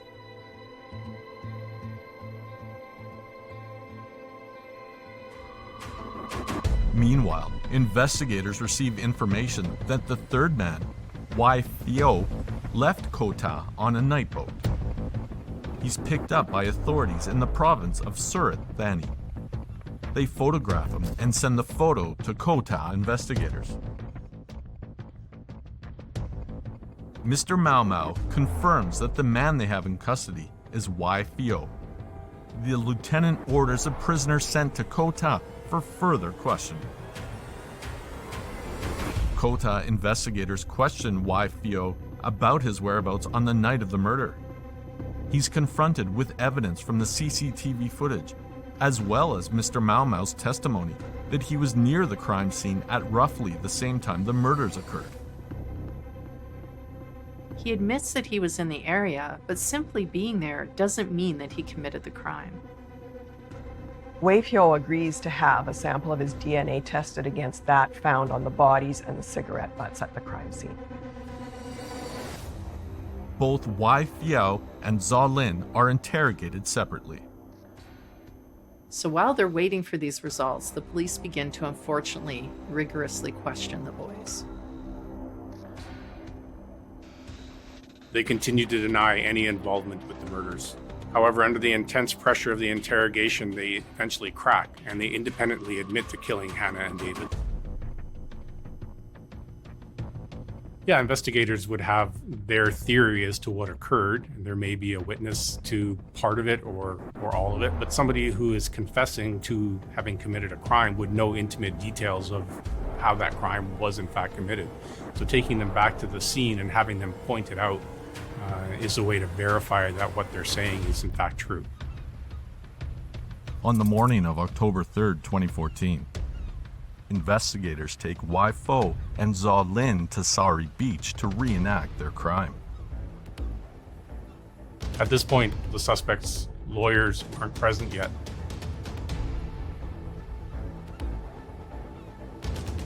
They start describing their activities leading up to the crime.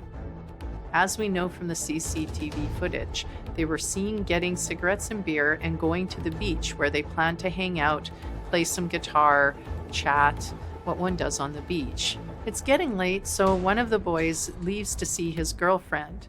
While he's gone, the other two spot David and Hannah walking down the beach. Well, the two men see David and Hannah kissing on the beach and they decide that they're going to rape Hannah. So they obtained a hoe and a wood club from behind a business that was nearby, and under the cover of darkness and the sound of the waves, they snuck up, and when they were close enough, they struck. One incapacitated David while the other restrained Hannah. They bludgeon David over the head several times, and then they strike Hannah in the face to make her less resistant. They both take turns raping her, and when they're done, they beat her to death. They described how they were going to clean up the crime scene, and they started by dragging David into the ocean. They then heard a voice coming from up the beach, and they decided they had to abandon cleaning up the crime scene, and they left Hannah there in the sand.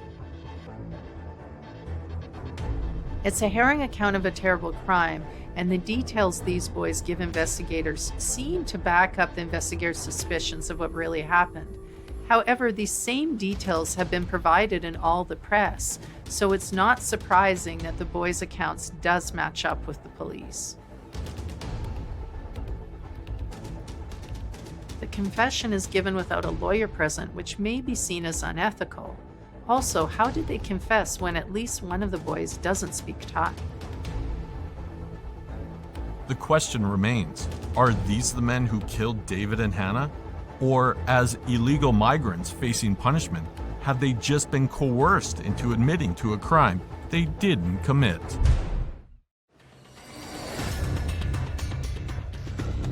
British tourists David Miller and Hannah Witheridge are beaten to death on the island of Koh Tao in the Gulf of Thailand.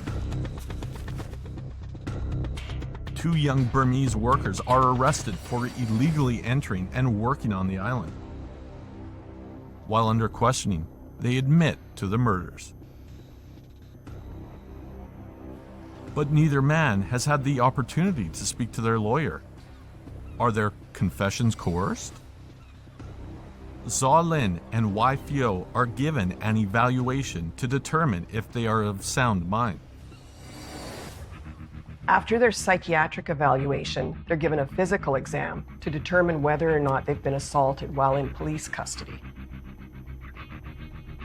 They are found to be healthy and of sound mind.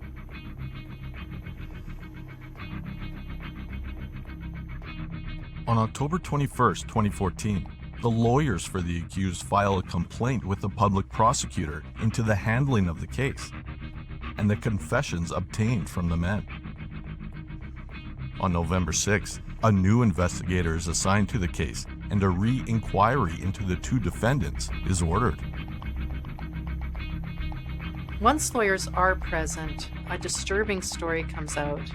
A suspect says that he was brutally tortured by the police. A bag was put over his head, he was beaten, they humiliated him by taking video and pictures, and they even threatened to kill him and throw him into the sea. In spite of the fact these 2 young men protested that they were coerced into confessing, the re-inquiry into the matter didn't turn up any evidence of it. They have the young men's DNA, which ties back to the crime scene, and they have their confession to having committed the murders. The prosecutor decided to take the case to court. The 2 men are brought to trial on July 8, 2015. The prosecutor believes that this is an open and shut case. From the surveillance footage, we know that the boys were in the vicinity of the crime. Their DNA is on the weapons and on the bodies, so there's plenty of evidence that he believes this is an open and shut case.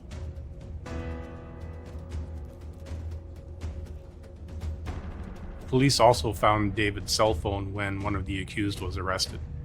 So this, coupled with the fact that they have so much physical evidence and the confessions, makes this really a pretty solid case.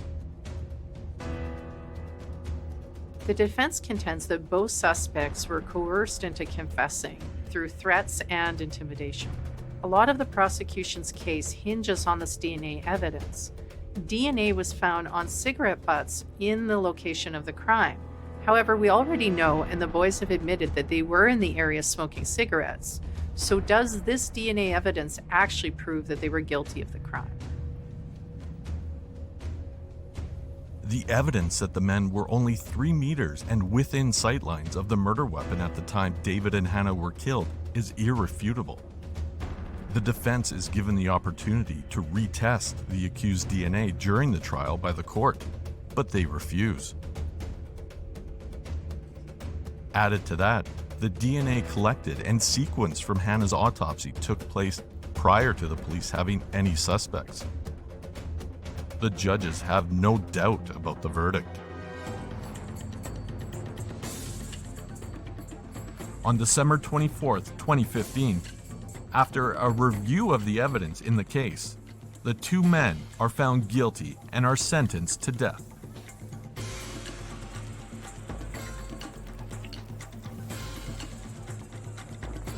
But on August 14th, 2020, the death sentences for both men are commuted to life imprisonment, following a royal decree to commemorate King Vajiralongkorn's birthday and illustrate the king's clemency.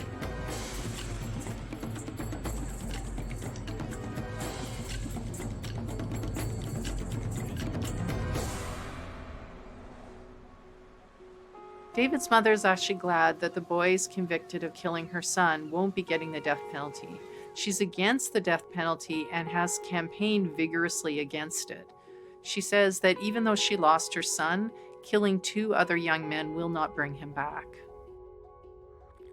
David is remembered at his funeral as a colorful character, a man of life, energy, and vitality. Though he's gone too soon, his life touched so many.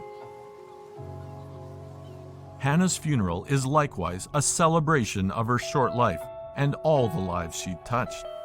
Her family remembers her love of animals and the work she hoped to do through speech therapy. She would have gone on to make a significant difference in the lives of many people.